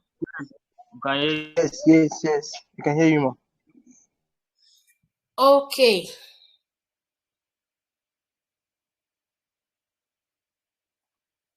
Okay, so we've created the image of Amaka. The next thing now is to animate it. Now, I want you to know that for you to get the most out of AI in terms of video generation, you need to create your image first and then you animate it. When you create your image first and animate it, it gives you a better control. Let's go back to our slide. Let's see what we'll have next. So now, there's something called iterating and character consistency. If you generate your first image and the first image did not give you what you are looking for, all you need to do is to adjust your prompt and then generate it again. What I tried to do that time with that video that I created the first time,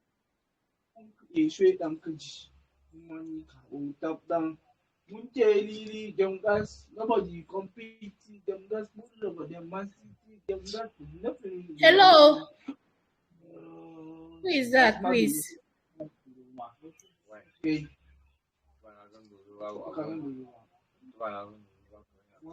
Who is singing? Jesus. Spirit Live TV, off your mic, please.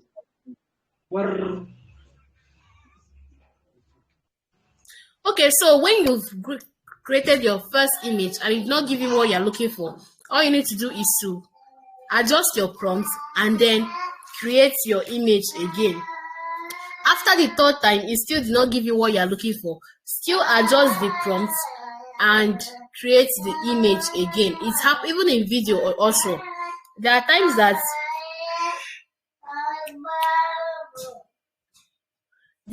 that the tool will not give you what you're looking for in the first and the second and the third time. You keep on trying. During Mega Skills Conference last year, there's a video. I pre-recorded the class for them because network disturbed us, so I had to record the class for them. When I was generating that particular, it was just a shot. I generated that shot. My credit got exhausted. I was still on that shot. I have to move to another account and start generating the shots. It was on that point, I think I've generated up to more than 10 of that particular scene. It was around 11 or 12 generation that was able to get what I was looking for. Now, what makes you to be a professional is you not settling for the less. What makes you to stand out from others is you not settling for the less. Now, a normal AI user can just say, doesn't even matter, and they'll go ahead with it. But what you have to do is to keep on generating until you've gotten what you want. You've gotten the camera movement that you want. Sometimes AI can be very stubborn. I'm telling you because I've experienced it. At times, it behaves like someone who is under a spell. No matter how you try, it won't work. If it happens like that, all you need to do is to shut down. Shut down. Either log out, shut down your laptop, and come back after a while. Open another chat. Don't use that same chat. Open another chat. If it's chat, open another chat. If it's an image generation tool, open another chat box and use it. It will do well this time around. Okay.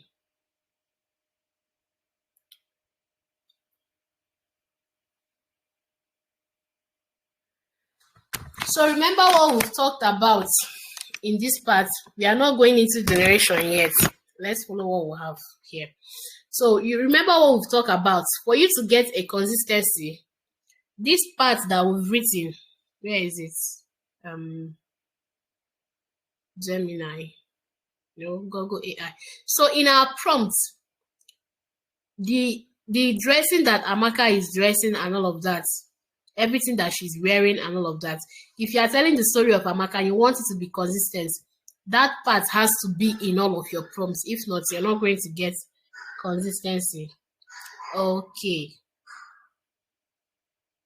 So now we are moving into lighting keywords for different moods.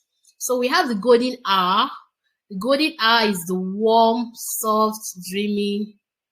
The kind of effect it gives you is warm, is soft, and it's dreamy. Like, yes, or when you're dreaming, something like that. This is for outdoor worship. It's for testimonies. I don't know if you've seen a woman raise her hand up outside. You see that golden hour light. It will just come and splash through her. Something like that. We have the cinematic lighting. This gives you that dramatic and dramatic film effects. Like, you see this in Hollywood movies. It looks so cool. It looks so crispy. Like, it makes your video look rich in color. It makes your video look mature. It makes your video look it makes it look good to the eyes. So we have the soft diffuse light. This for gentle. It gives that gentle and peaceful effect. So you can use this for prayer scenes. You can use it for calm moments. Take this exam because you will need them. When you have the keyword, you know what to tell AI to give you. When you don't have the keyword, you won't know what to tell it to give you.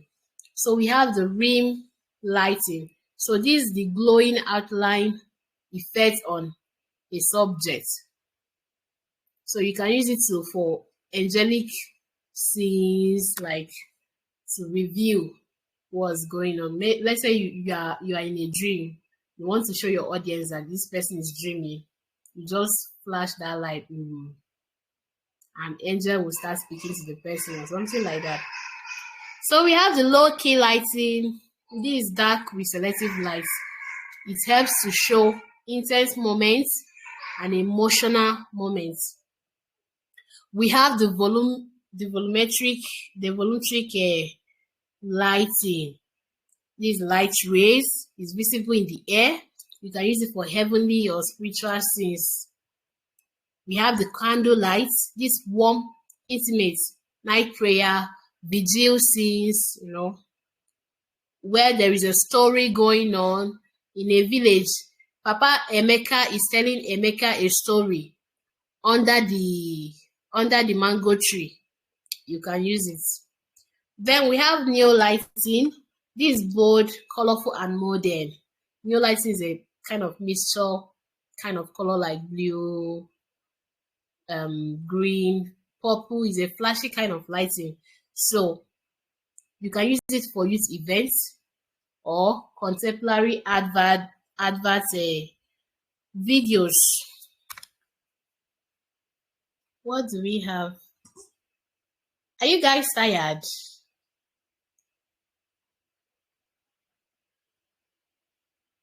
Are you guys tired? If you are tired, let me know. No, we are not. I'm not tired, man. No, I'm not tired. we're not tired. I think you should be asking yourself. Not, I'm not tired. Hey, Jesus. Okay, so here we are. This is scripting for short videos. Scripting. Now, what I want us to achieve in this final part is that we are going to generate all our movie scripts today, so that by the time we come back tomorrow, we start the video generation, because that takes longer time. It takes time actually. So, including the editing, it takes time. I will not lie to you. But let's say God help us and grant us speed. So, scripting short videos. You need to understand that every video starts with a script.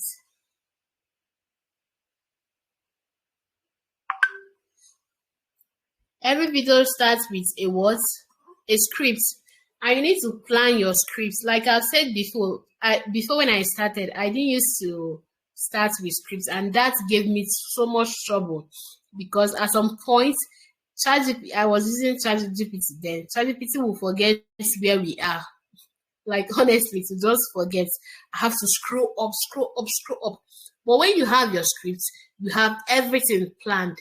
You have lightning, you have your character, you have what the characters are saying, you have the scenes, the number of scenes, all of those things is part of the scripting. So it is very, very important to write your scripts, and let your scripts be well detailed. You can either write your scripts manually or you write it with AI. These are the two ways to do it. You can either write your script manually or you write it with AI. Just the same way that we wrote that image prompt before going to AI. Now, if you want to, the difference between the both is that doing it manually will take much longer time. But doing it with AI, once you have the keywords, these are the very important things. Now, I don't stress myself trying to write a script or a script manually like that. You write something long. The first AI script that I wrote in 2023, yes, towards the ending of 2023, I think December, the first AI script that I wrote was very, very, very long. But now I'm not going to break my head in writing such long scripts again. I know the keywords to use, and AI will give me what I'm looking for. That is it. So you need to, the manual way is good, but the AI way will save you time. It will save you time, it will save you energy. And time is money. So that means you'll be able to create more videos with the short time that you have.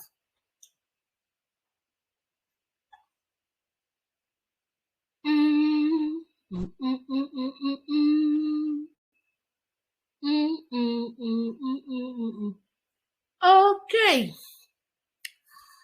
There is something that you need to understand in scripting. Let me update us. In scripting, there is something that you need to understand. It is the structure. It has structure. Every video has this structure. Without this structure, this tree structure, without it, you're going to... What makes a video go viral online is this structure now. It plays a great role in making a video go viral online. Even when you are writing on a normal story, you are writing a story, this structure helps as well. Number one is hook. The hook. This is what will grab the attention of your viewers, your audience. This is what is going to set the scene. For example, let's say you just saw a video on YouTube and you click on the video and the first thing that you are seeing is a man stabbing a woman. Boom. You would like to know what happened. They'll just show that. They wouldn't even show the name of the movie first. They'll just show a man stabbing a woman. Boom. And that alone will grab your attention. You want to know what happens next. So they will show that first part before they will show the name of the movie or what the movie is all about. And then they will start from the beginning of the movie. There are some where you just see someone walking. You just see a leg walking. Koi. Some, it can just be a knock on the door. Knock. You want to know what? All of those things are hook.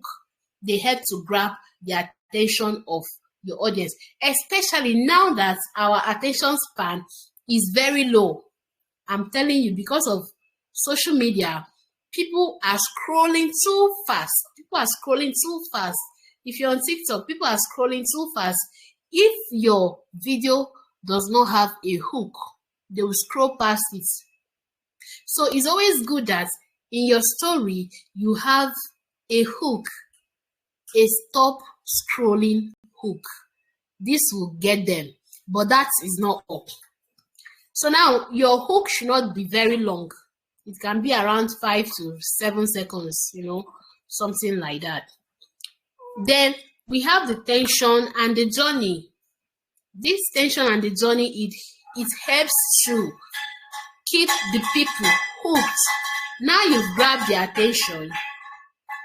If you don't have this part now, that will build their emotion and show what's happening in the story, like it will show a conflict. If you don't have that part so fast, it is going the people are not going to be, their attention are not going to be retained. They can still scroll past because they'll be like, they'll just scroll past.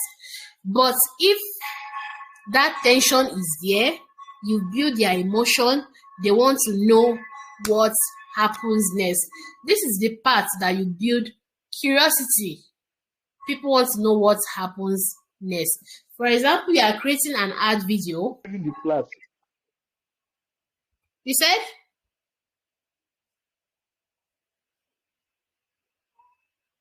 Hello? Did someone say anything? Okay.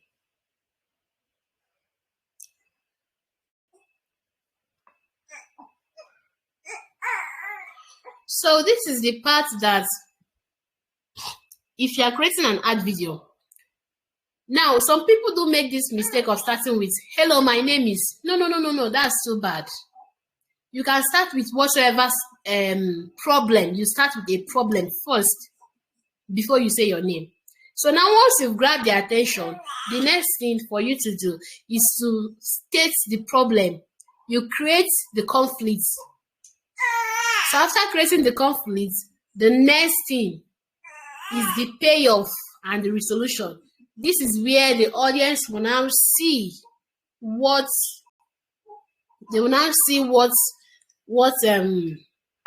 has happened. Okay, after the conflict, what happened next? Did this person die? Sweetheart. Sorry. Thank you. Okay, so you know, this is the part that the audience now ask. This person died. If you've watched Bollywood, is it Bollywood movies?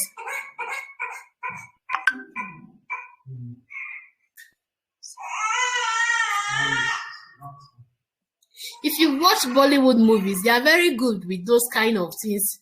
They'll hook you so bad. Like you want to watch episode, is it you want to watch episode, I think they do have up to episode 50. You want to watch it. Episode 100, you are watching, they have not landed though. Episode 120, you are watching, they have not landed, and you still want to know what is going on. They are introducing more conflict, more problem, more conflicts. That is building your curiosity the more. So the payoff now is the place where the movie ends, or where your ad ends. If it's an ad, you can just say the solution, or you give them a call to action, what you want them to do. I have an example here. We have in the tension part is the part where the ground shakes. I think this Easter, the video that we are going to create is Easter video. So the ground shakes, we have the light cracks through, we have stone rolls, then that's curiosity. What happened next? The payoff is where Jesus steps out, and then you see a text that says he is risen. That's the end. It can be the end. It can also be a starting of, or a beginning of a story. Okay.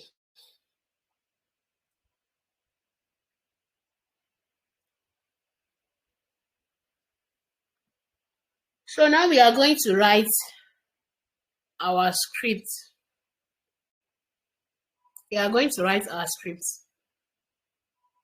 But before that, let's talk about writing a short list. This is just a 30-second church anniversary video. Here we have the short type. Here we have this scene 1. Here we have the short type, that's area wide or extreme wide shots. So here you have the camera descends towards church at golden hour. You have the camera descends towards church at golden hour. Then the second scene, this medium shot. Church door opens, warm light spills out. These two scenes right now can be combined into one. Then we have wide shots, where congregation are worshiping, purple lights and all of that. Then we have the first scene, the close up, that's pastor's face smiling with tears of joy. We have the fifth scene, that's slow-mo wide. Confetti falls, people are celebrating. This part is in slow motion. Then we have static plus text, where you put your text and church logo, 10 years of God's grace. We have end card that has to do with the date, time, and location details. So we are going to create a full prompt with this. So now each scene has one prompt. Each scene has one camera shot type. But you can decide to merge two shot type in one. There's a video I created recently for a contest in my group. I remember part of the scenes I added panning and zooming. Yeah. So we are going to create so we have our activity here.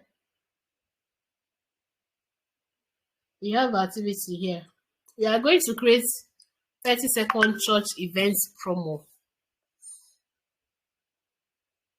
This is the one that we are going to choose. So what I will do is I'll copy all of these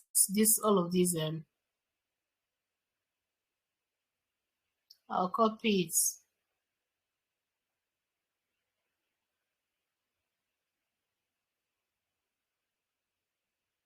Are we still following? Yes, we are following. Okay. Yes, ma'am. Okay. Yes, ma'am. I want to open my Cloud AI. See, if you're doing a great project, I advise that you use Cloud AI. Cloud AI is very great. So I'm going to use Cloud AI for this particular thing. Let me share my screen so you guys can see where I am.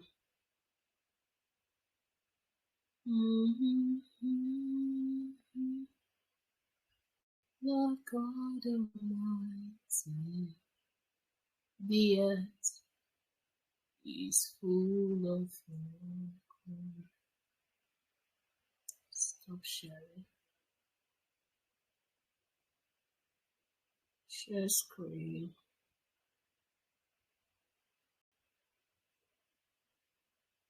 Share screen. Can you all see my screen now? Yes, I can see from my end. Okay.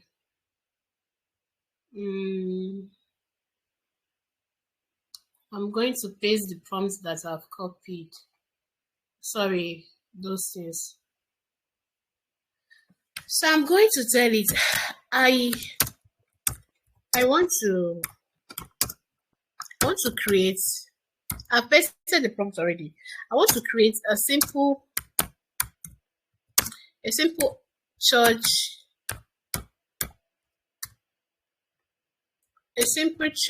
promo video of 30 seconds. Now, if you'll be able to tell a story in 30 seconds, that means you're great with storytelling. That contest I told you about is 30 seconds. That's the duration. And people were complaining that it's too short to tell a story. But we are being told that they can't change it. If you can't tell a story within 30 seconds, that means you don't know how to tell a story. I want to create a simple church promo of 30 seconds. Okay. You have to be specific with the timing. If not, it's going to give you more than what you are asking for. Especially Cloud AI is fond of doing that. So you have to boss it. You have to put it in the boss for it to obey you.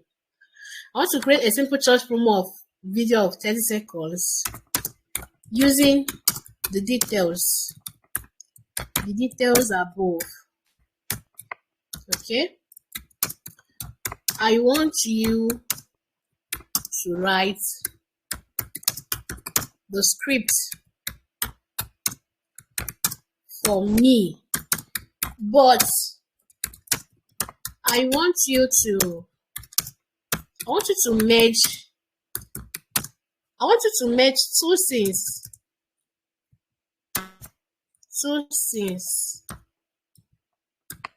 Now, 30 seconds video, all you need is just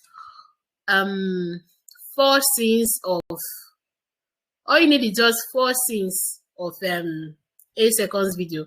That's going to give you something like 32 seconds. 32 seconds or a bit higher than that. So, but I want you to merge 2 scenes. Okay. So you go ahead and explain. Let two scenes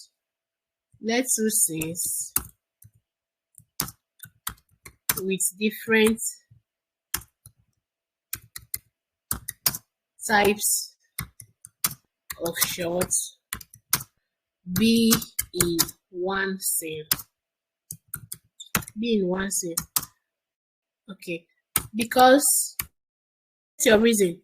Because I will be using VO3 for this video generation. So it's very important to It's very important that any video generation tool that you are using to create your video, you let AI know. You let the model know the name of the tool that you are using, because all of these tools, they have different languages that they understand. There are some prompts that will work well in Veo 3. It won't work well in Kling AI. I would have shown us something on Kling AI, but I've exhausted my credits on Kling AI. There are some prompts that will work in Kling AI. It won't work on Halio AI. Halio AI is not free.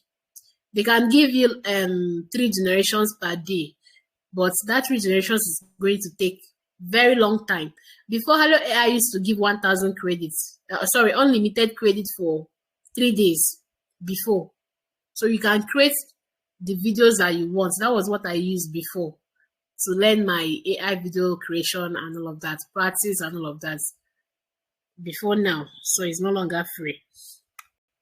So I'll be using Veo 3 for this video generation. Veo 3 gives 8. It's important that you put the timing. The reason why it's important that you put the timing is because there's something called timestamp. In your video, when you include timestamp in your video, it's going to control everything and give you what you are looking for. Okay, let's say that in 4 seconds in the scene, in that particular scene, in 4 seconds, someone started talking. The person was not talking. Let's say 2 people are seated, and then they are just looking at each other as if they are suspecting something, or this one is waiting for this one to talk. And then all of a sudden they start talking. That is because there is a timestamp. You've added a timestamp in your prompt. You say, okay, I want them to start talking 4 seconds in the scene. The video is 8 seconds, but then you want them to start talking 4 seconds. If you don't put that 4 seconds, they are going to start talking from the beginning of the video. That is it.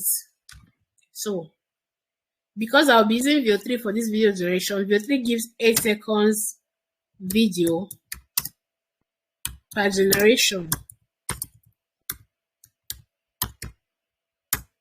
So now you say, because we are merging 2 clips in one, now you say, I want you to add the time stamps as well in the scripts. So now, which church are we talking about? Is it a Nigerian church or an American church? Let's use an American church. American church, or church in America. We can use any of that. Okay. So this is it. We'll send it. Now, Cloud AI is not too good with this part. This is where ChatGPT comes in. ChatGPT is very good when it comes to scripting. I don't know if it's because of the way I've used ChatGPT over the years. Maybe because of that, I've trained it in a way that it understands just one prompt. It understands what I'm looking for. But Cloud AI, I started using it recently when my ChatGPT failed to subscribe. I was trying to subscribe, but I couldn't. I don't know why they rejected my card. So that was when I switched to Cloud AI, and I like Cloud AI very well, more than ChatGPT. But in scripting, ChatGPT is good also if you've trained it. So we are going to wait for it to respond. While we are waiting, okay, here is it.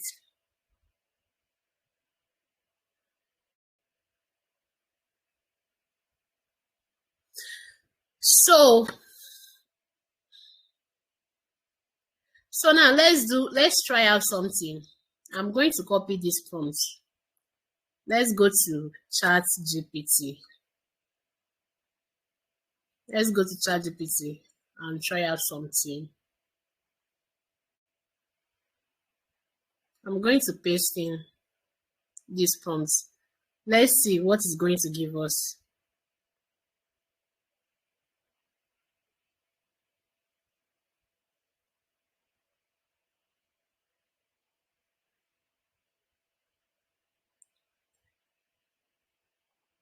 Are you guys now seeing the difference? So this clip 1, this is what Cloud AI gave us. This is what Cloud AI gave us.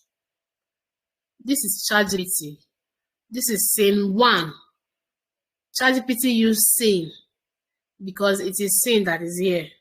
But Cloud AI used clip. But I want you to note something. We have the short type here. We have the visual direction. We have the on-screen text. We have the voiceover. That is optional if there's going to be voiceover. We have scene 2. Goes the same way. You see how this one is, but you see how this one is. Okay. This is it. So this and that difference also. Cloud AI is going to give you the production summary of everything. This is the clip, number of clips. This is the timestamp. This is the view 3 generation, the contents and all of that. Let's check ChatGPT. So ChatGPT gave you extra tip for view 3 output.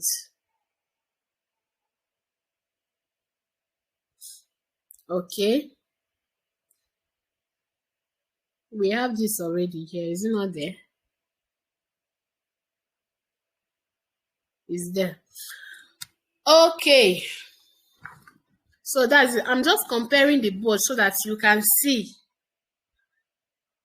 So that you can see what I am talking about. Now, the first thing that we are going to do now is to create the image. We are going to create the image. So now that we have our script here, this script is not too detailed. You know why? Because nobody is talking. Let's say if you're going to have a dialogue, 2 people and all of that, it's going to state all of that. It's going to state it. 2 people, you know, what they are saying, at what point that they are saying what they are saying, and all of that. So now I'm going to tell it. I'm going to tell it to give me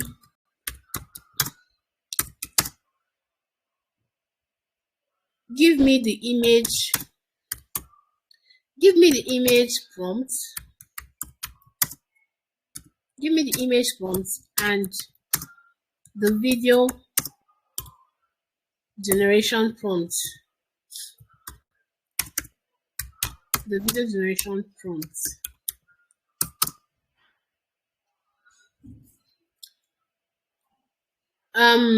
In the video generation prompts, there is no need. Okay. Do not describe the scene. Do not describe the environment.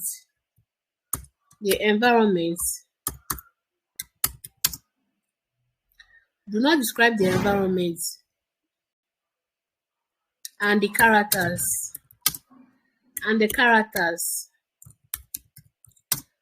Because I will be uploading the image as a reference. Okay, I'll be uploading the image as a reference.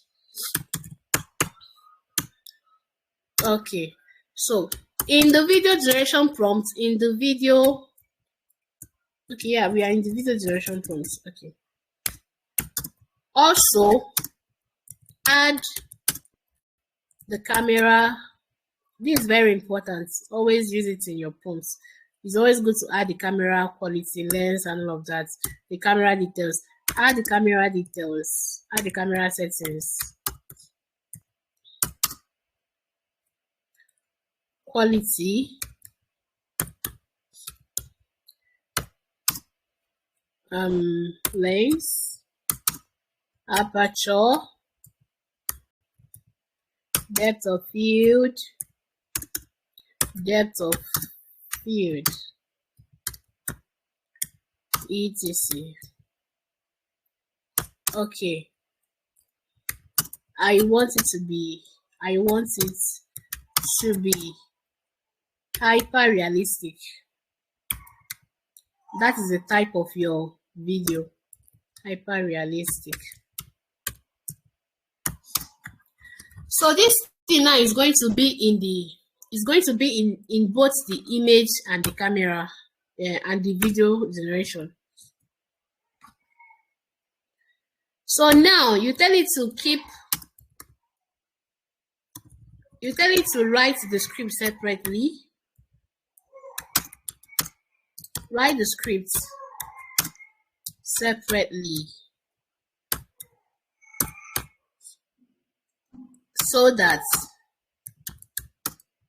I will be able to copy it. So I will be able to copy it. The last thing that we are going to tell it is to give me the video generation prompt. Video generation prompt in JSON prompt style.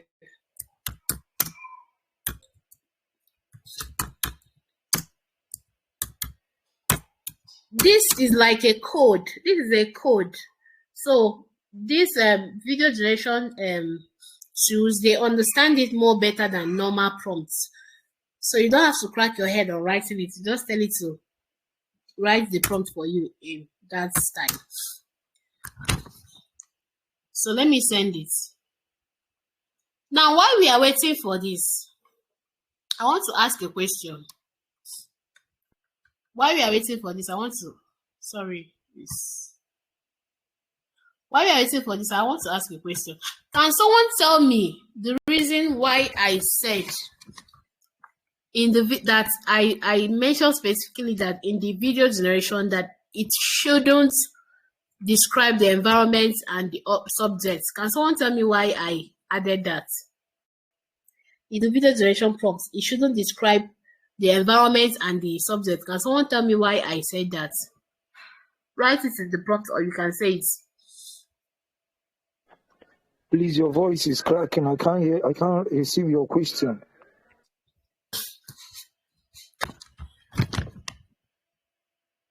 Okay, can you hear me now? Yes, I can hear you. Okay, someone said for consistency's sake. The question is, why did I say it should not describe the environment in the video prompt? That it shouldn't describe the environment and the subject. That is the question. Someone said for consistency's sake. Yeah, that is part of it. For consistency's sake. Because if it describes the image again, if it describes the image again in the video generation prompts, what View 3 is going to do is to first of all show you the first one, that is the picture that you've uploaded. It's going to show you that, and then it will now change to the prompt that you have, the description that you have given it in that prompt. That's what it's going to do, and that is not going to give you what you are looking for. So that is why. Let's go back. We have our prompts here. We have to copy the image prompts.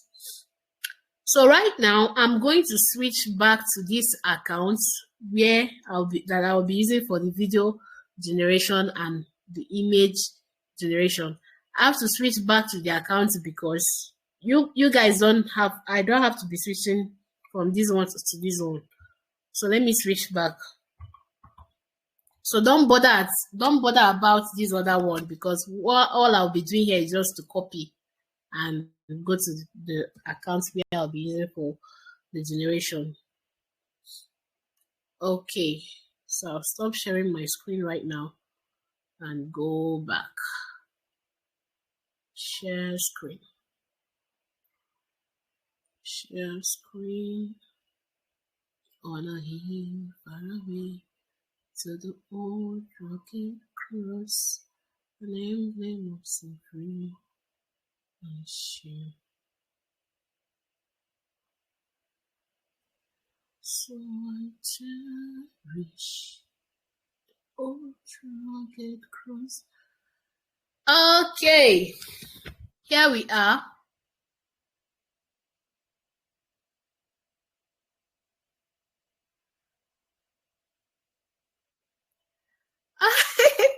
This is remember what we talked about when I told the first image that we generated about Amaka.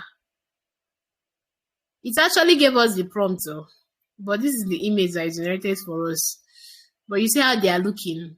It's not related.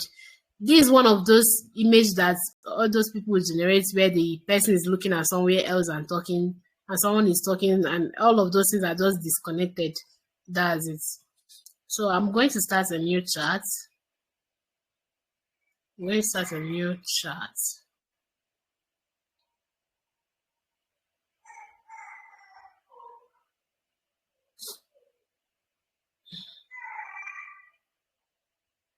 Oh, Biko, Ochi, this is not what we are looking for. Thank you, Gemini. Okay, so I'm going to click on create image. You can also create video with this. You can create music with it. You can create video with it. So I'm going to click on create image. Now, when you come down to this place that you're seeing fast, click on it and make sure that it's on Pro. So here I'm going to put the prompt.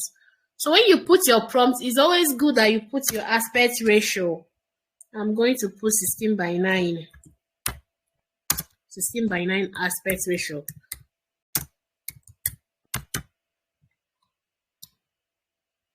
Submit.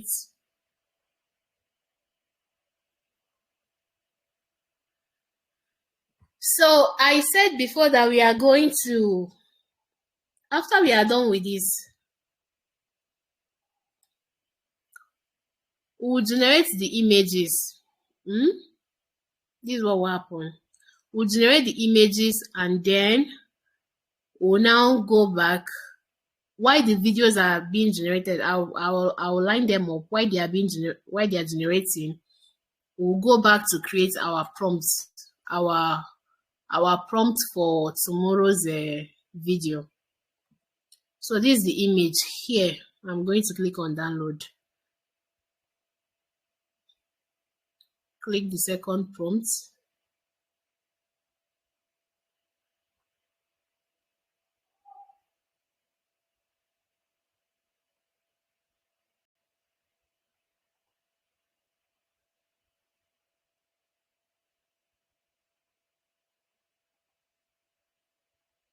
I'll send it. Always add your aspect ratio. If you don't add your aspect ratio, it's going to give you 1. 16:9 aspect ratio.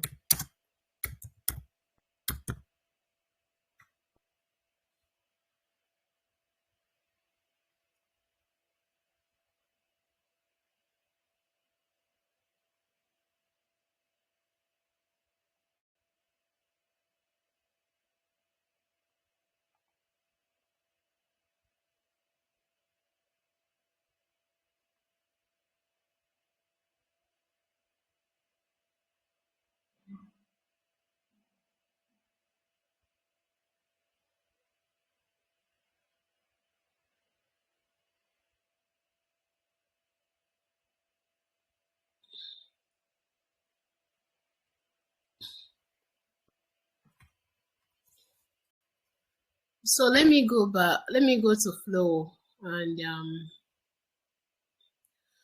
so now to put your image, you click on this plus icon here. You click on upload. You click on agree.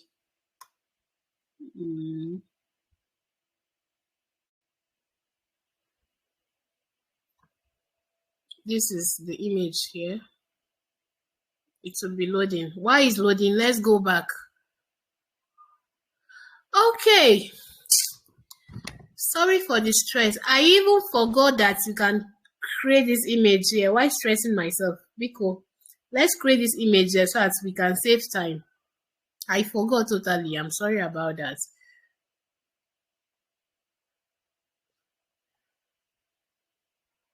I'll paste the prompts here. I'll reduce it to 1.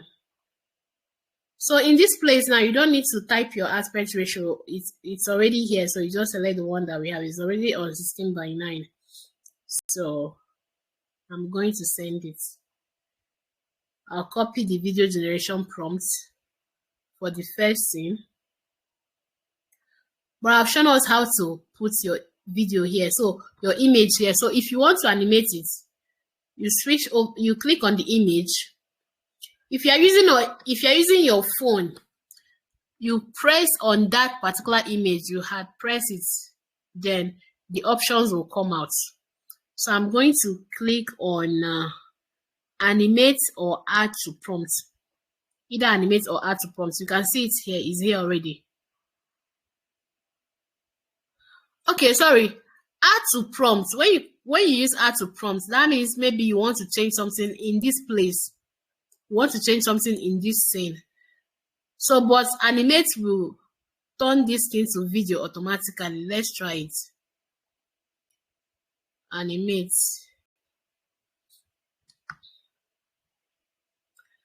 You see that it has turned to video.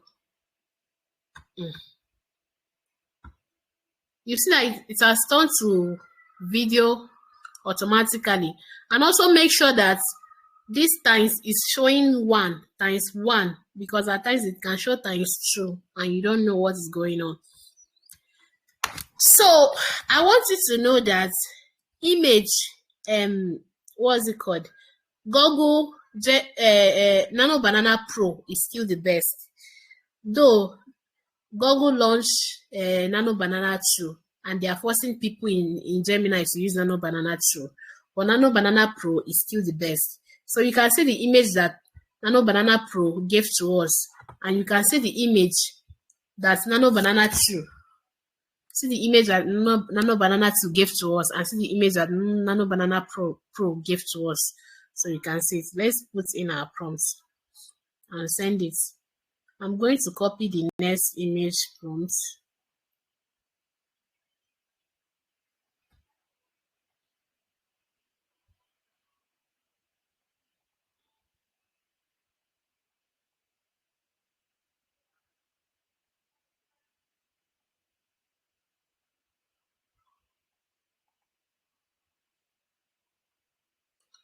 So I want to animate this one too.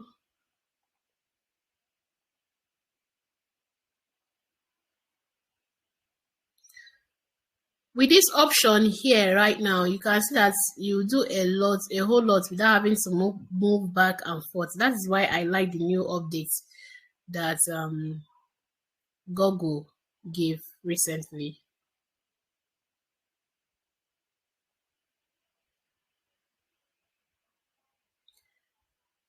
So if you want a consistency in this video, like in the congregation, if you want a consistency, all you are going to do, instead of putting in the new image prompt, all you are going to do is to click on this image right now. And then you'll see, what do you want to change? You can say what you want to change. But in this case, what I'm going to do is click here, and then I'll click this image. It will come in here. I'm continuing. So I'm going to send it.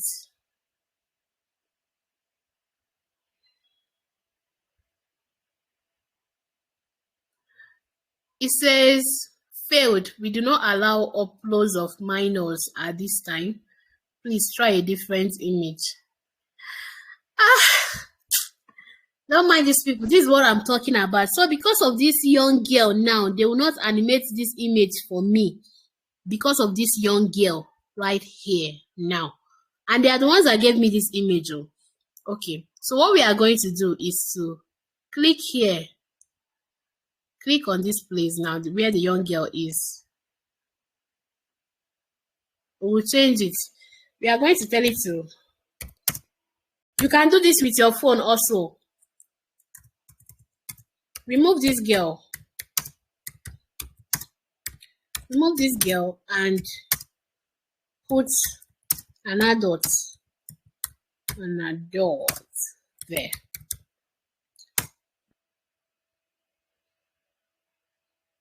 Let's go back to the.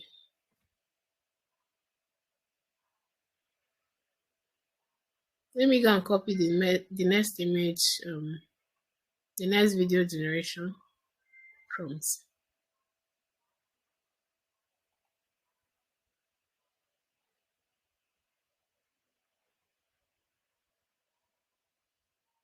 Well, it still did not work. Let's go back.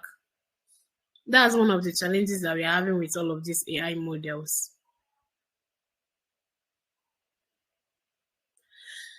So now,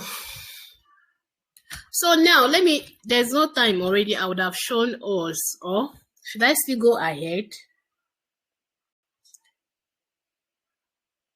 Hello, are we still here or am I alone? You're not alone, man.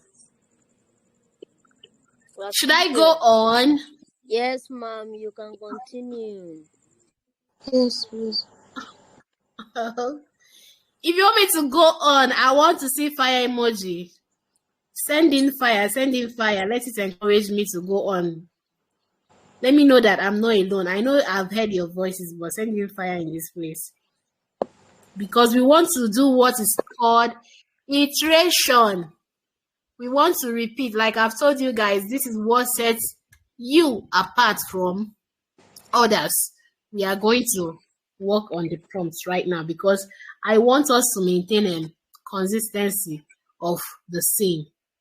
Don't say you're not alone. God is with you. Of course, God is with me now and ever. Okay. So, if we want to reuse these prompts, all we are going to do is to, you see where this arrow here, it shows reuse prompts. So you just click it. So we are going to work on this prompt here. A large packed American church sanctuary filled with hundreds of diverse worshippers, hands raised in praise.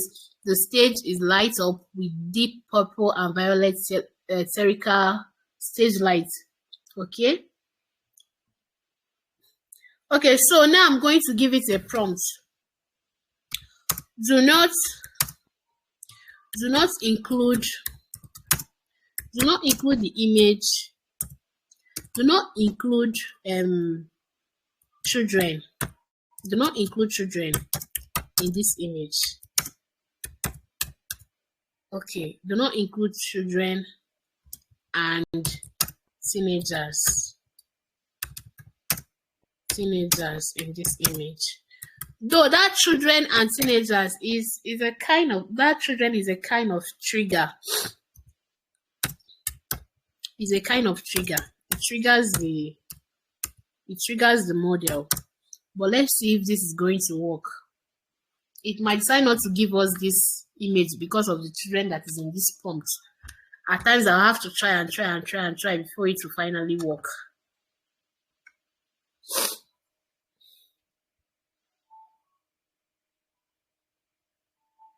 You can see the video here, the first video that we have.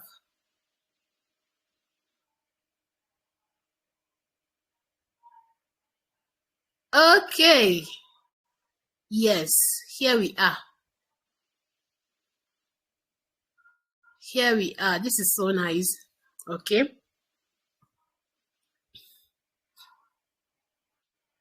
Just that I prefer this one, that the mic, it has this mic that is not handheld, than this one. But what can we do? I'm going to type on reuse prompt so that I'll copy this particular prompt here. I'll copy this particular prompt. Sorry, select all. This is what dressing prompt looks like. This is what it looks like. Okay, I'm going to copy it. And then I'll click on animate to animate this particular image.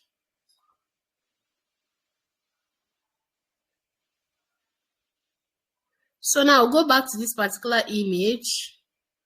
We have the prompt that failed. So I'm going to copy it.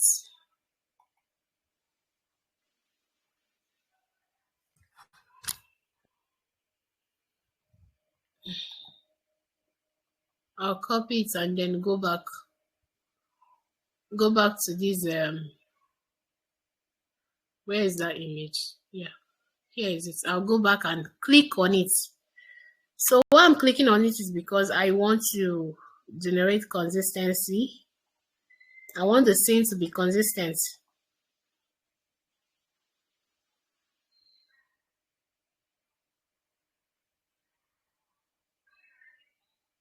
So you can go out, it will be generating.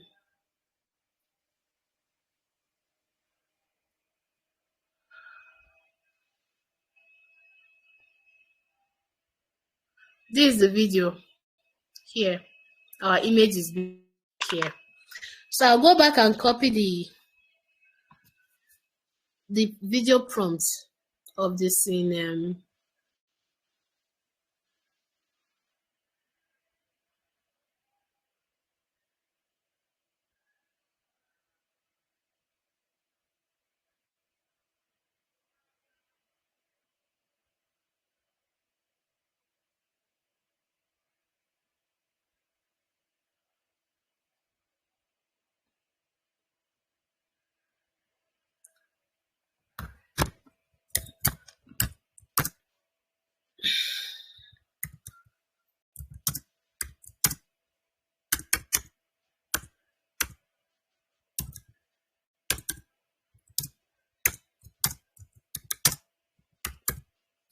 I'm noticing that the prompt setup is not okay. I want to correct that now. Come back. These things are confusing. The prompt setup is not okay. The way that Cloud AI wrote it, it will make me to mess up something. So let me correct it right now.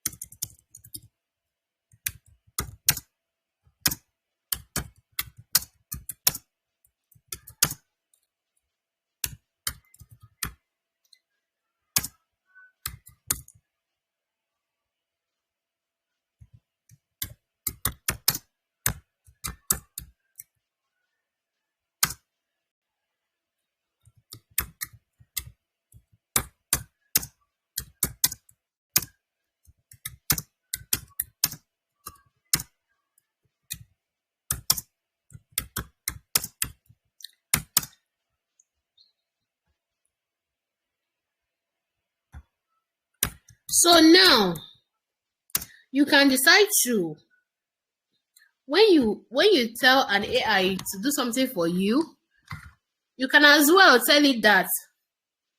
You can as well ask a question like, do you understand? Do you understand what I am talking about?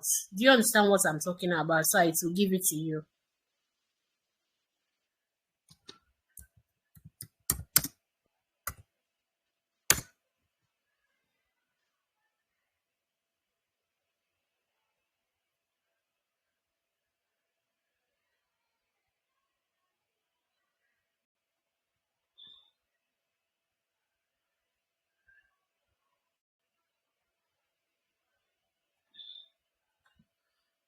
So here we have our first scene. Here, is it animated? Okay, it's animated already. It's animated already. Sorry.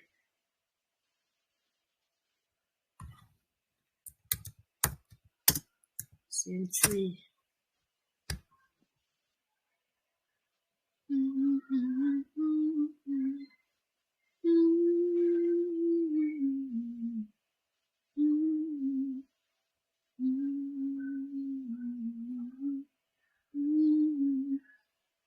Okay. This it not give us that image. Let me copy the prompt again.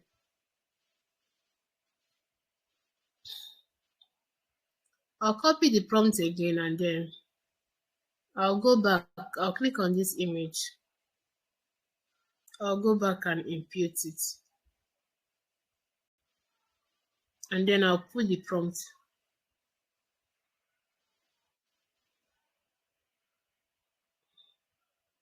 Okay. So there are two ways to achieve this consistency. The first one is by creating the image using the reference button here. The second one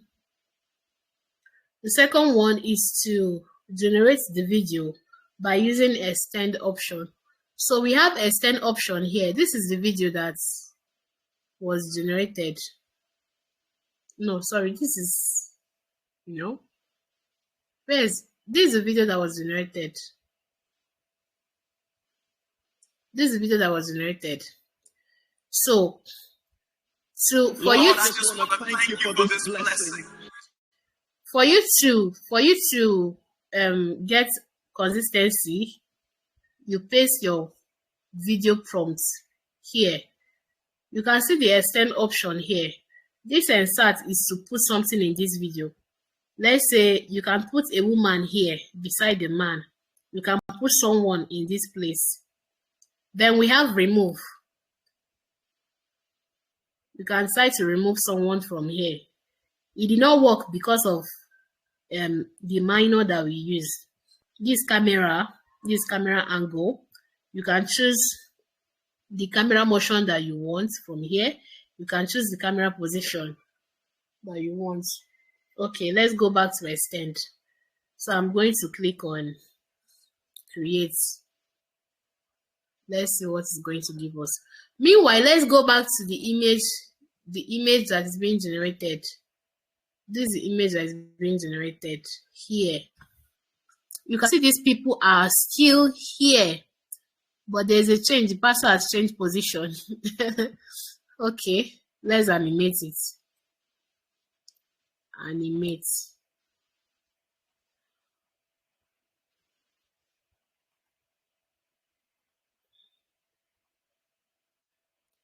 Why you are doing this both is so that you will see the one that is better. That's why you are doing this. It's very easy for me to just create anything and then we close this class for this night. But I want you to learn how to create video and create it very well. Stand out, not just create videos. It's not all about creating videos. Anybody can do that. It's all about you getting a kind of quality videos that is good. To see this our video is still loading. Lord, I just want to thank you for this blessing. Look at what you have done for this church. We give you all the glory. We lift our praise to you. So this more like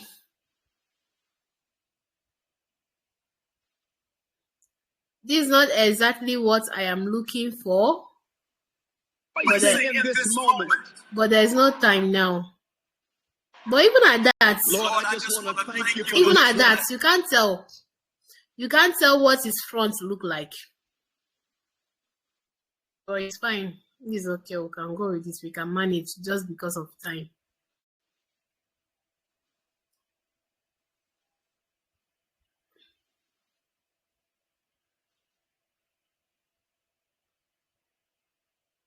Let me go and copy the next prompt. That will be the last prompt for this ad video.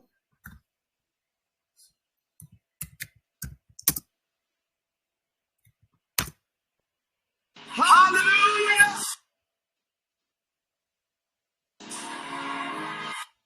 Praise the Lord! We are victorious! Hallelujah! Praise the Lord! We are victorious!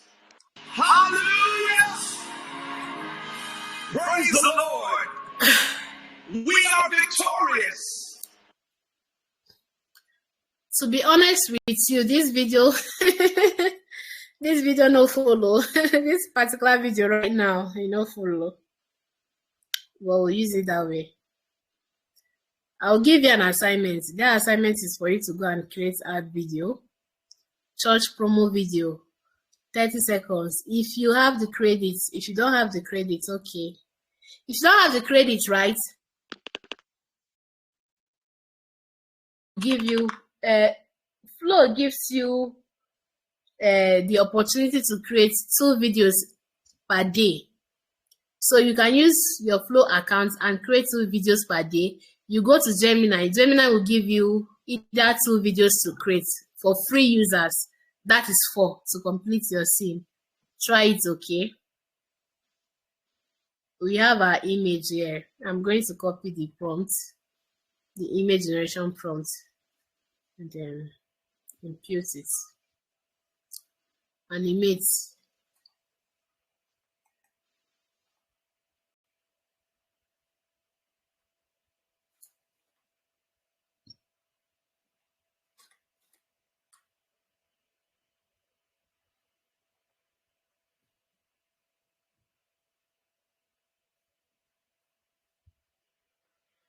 Now, let me tell you something. When you are creating a video, one particular scene can make you, let's say if you were supposed to spend like 1 hour on that video, one particular scene can make you stay up to 2 hours on that video. Why? Because that particular scene can spoil everything that you've done. And you can see that this particular scene is one of them. The truth is, it won't all go smoothly. So I don't want you to be discouraged when things are not going the way that you want them to go. All you need to do, if you have the credits, all you need to do is to keep on trying. You keep on trying. That is why if you are charging for AI video editing, AI video creation, you don't charge low. Why you don't charge low is because the credit is high.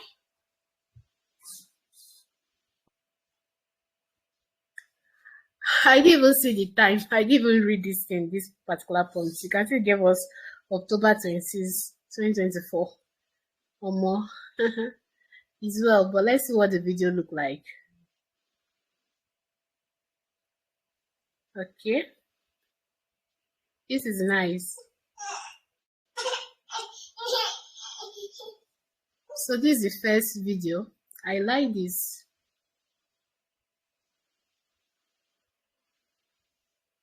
Then at this point now, this is where you, if you are going to edit it, at this point, this is where the second scene comes in. This one now, this is where it comes in. Okay, that is all.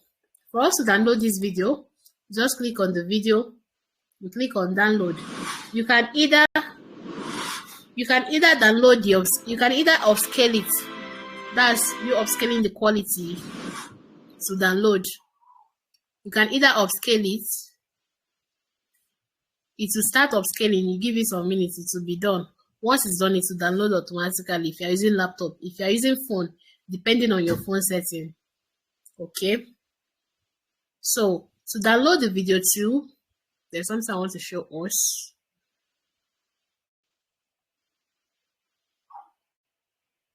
To download the video too, you click on this video now is on the second video. That's the second clip that we did. This is the first clip. So once this one is done downloading, you'll be able to download the video too. What I advise is that it is before that you can be upscaling like 2 to 3 videos. But now if you do it, you might encounter issue. So I advise that you upscale one by one and download them. But I'm not going to upscale this one. I'm just going to download it like that.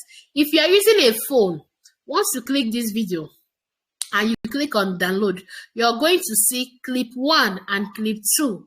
If you have clip 3, you're going to see it. So you click on the clip that you want to download and you click on download. But because we are using laptop, you can see the clips. So all you have to do is just to click the particular clip that you want to download and you download it. You see, this one is upscaling. It has downloaded automatically, and that is 20 MB. But the one that we don't upscale is just 3.3 MB. You see the difference yourself. I actually upscale my things before I download them. Okay, so this is that clip I'm talking about. This clip on this clip too. So we are downloading clip 2. We'll download it. Let's then go back. Let's then go back and download this particular one.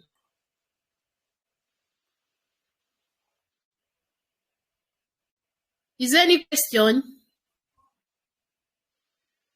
Is there any question so far? No question.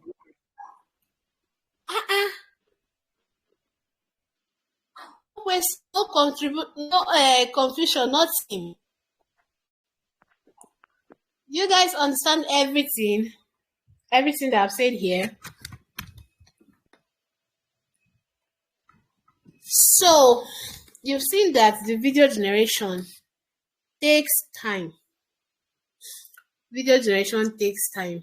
Actually, I'm wondering on how we are going to do tomorrow, if we'll be able to cover both the video generation for the story that we are going to tell and the editing.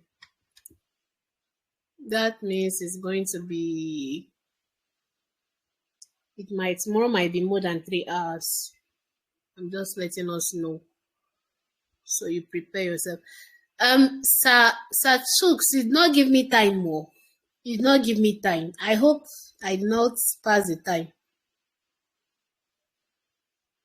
because what I just did is more like it's compressed. It's compressed kind of.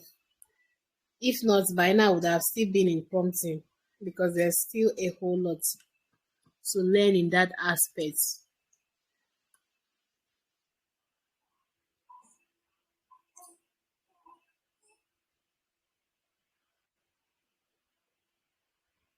Yes, you can download Nano Banana image and use Flow to animate it. You can do that. Like I said, if you want to put the image, an image that you've created that is in your laptop or in your phone, all you need to do is click on this plus icon here. You click on the plus icon, you can see upload, you can see create collection, you can see download project. So you click on upload.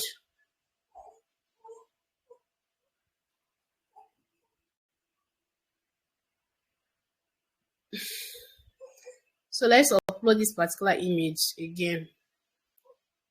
You click on open, and then it will upload. See, it's uploading.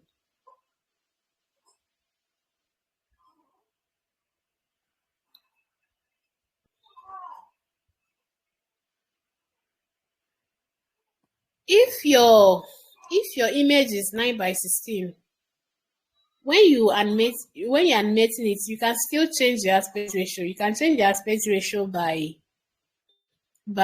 clicking on the aspect ratio in the box.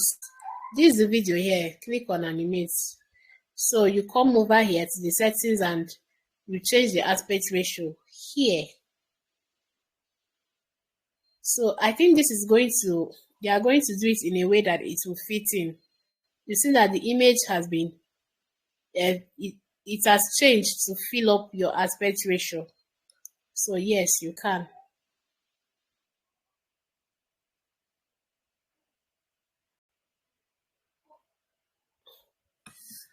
The interface of Flow. This is the new interface. After the updates that they did last, when was that? I can't remember exactly, but after that update, this is how the interface is now. Is there any other question? Is that all?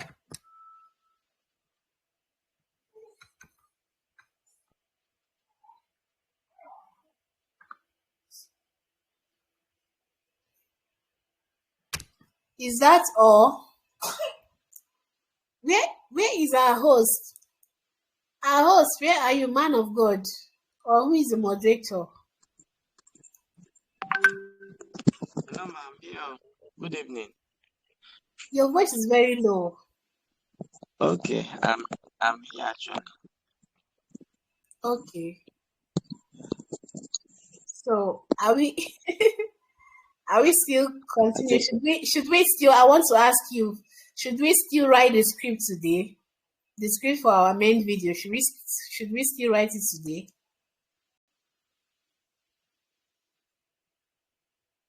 Okay. I'll suggest tomorrow so we can have Okay. more people in class. Okay. That's my suggestion. Okay. Thank you, ma'am.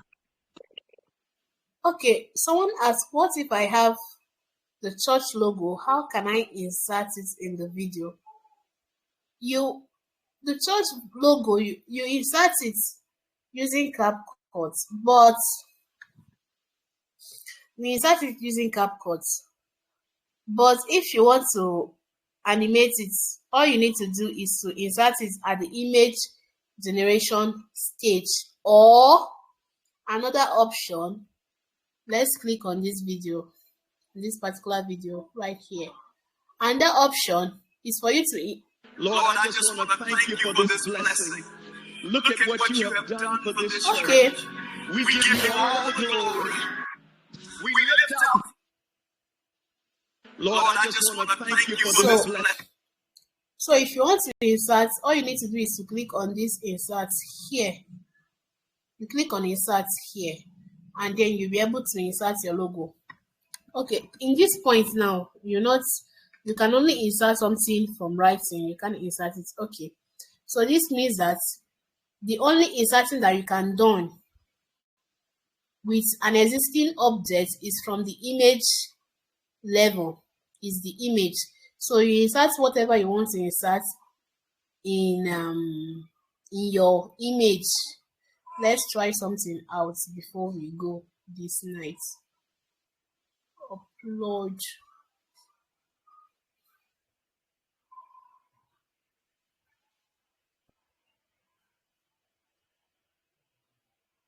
So let me upload this image here. Number one. Let's say that this first image is the church. Upload another image.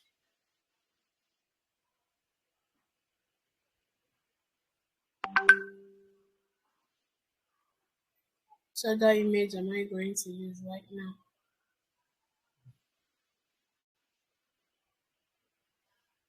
Okay, let me use this image. Okay, so now you want to insert this first image, that is this bottle water, in this second image where she is. So all you need to do is to describe it. You say, okay, put the bottle water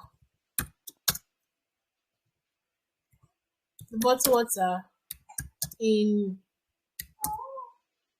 image 1 on image 2. Let it sit beside the lady in image 2 that is with a laptop.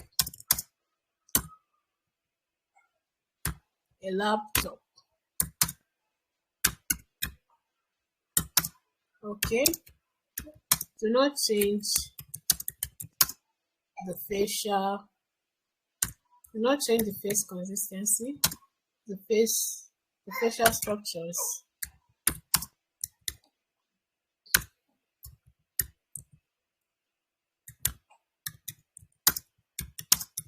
and expressions. Okay, so let's send it. You can try to put your aspect ratio or not, but the two image aspect ratios are the same, so it's going to give me the same aspect ratio.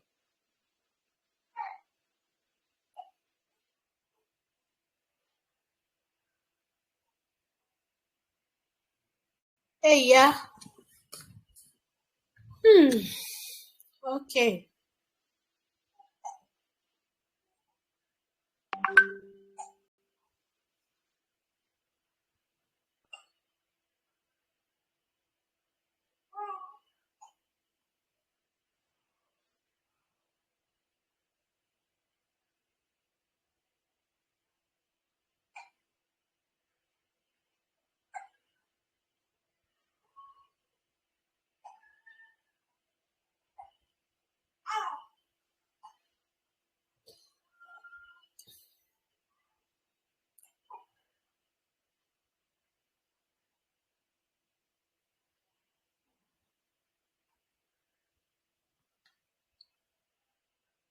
Oh, you can see this is the bottled water here, and this is the lady here.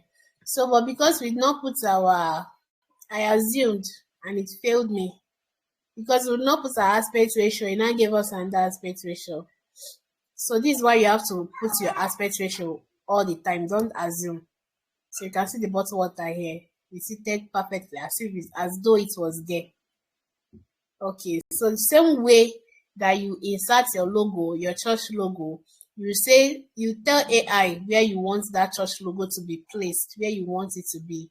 That is still the same way. There's no church logo for us to use. That's why I use this one. Okay, so this brings us to the end of today's class. I will be sending the PDF to us, but that will be tomorrow, not today. After I'm done with tomorrow's class, I'll send the PDFs to us. The assignment that you have is to go and create a 30 minutes church ad video. It's going to take you 4 pictures and 4 videos. That's all. 4 pictures, that's 4 clips or 4 scenes. That's what is going to give you 30 seconds or 30 seconds video. That is your assignment. Create it. Don't edit it here. Just create it and have the clips in your file. Tomorrow, we are going to do the editing part and the rest. Okay. I'm handing over to whosoever that is in charge of today. I'll stop sharing my screen right now. Okay, Ma, thank you so much. God bless you. Please, can we appreciate Mrs. Charity Orwell in the group? Please, let's drop some emojis to appreciate her. I believe you stayed till this time because of the value that she has been dishing out. Ma, we are so grateful. God bless you. Thank you for coming for class today. Thank you so much. We are so grateful. Thank you. Please, I know it's late already. But let's try and do our assignments. Everything you've been learning, if you don't practice, you remain the same.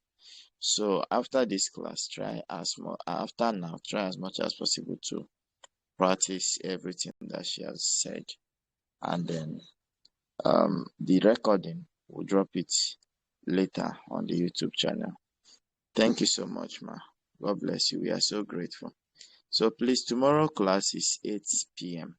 So let's be there on time, and also invite other persons. Invite your team. For those of us that are church media leaders, bring your team to the class so they can also learn with you. Thank you so much, everyone. Lord, we are grateful for this privilege of coming to learn. We return glory back to you for teaching us, for the wisdom, knowledge that you granted to our instructor. Lord, our prayer is that you bless her family, perfect all that concerns them, and enlarge her coast. And let your mighty hand remain over her, even as she continues to bring many on board with this knowledge, and even in her workplace, in the mighty name of Jesus. Even those that have learned, Lord, we ask, let this not just be one of those classes, but let this one become very productive in our service in your house and also in our workplaces, in the mighty name of Jesus. Thank you, because there is none like you. Even as we sleep, we cover ourselves with the blood of Jesus. To you alone be all the praises, Lord. In Jesus' name we pray. Amen. So thank you so much once again. I have a question. Okay, ma. Please, can we start tomorrow's class much more earlier? Is it possible? Like 7? Yes. Okay, please. That is okay, ma. So tomorrow, everyone, take note. We are starting by 7. I will make a post in regards to that. Thank you so much, ma. So 7 p.m. tomorrow, Nigerian time. For those of us who are not in Nigeria, Nigerian time, 7 p.m. will be starting 1 hour earlier. Okay. Thank you so much, ma. God bless you. God bless everyone. Good night, and do well to have a great night rest.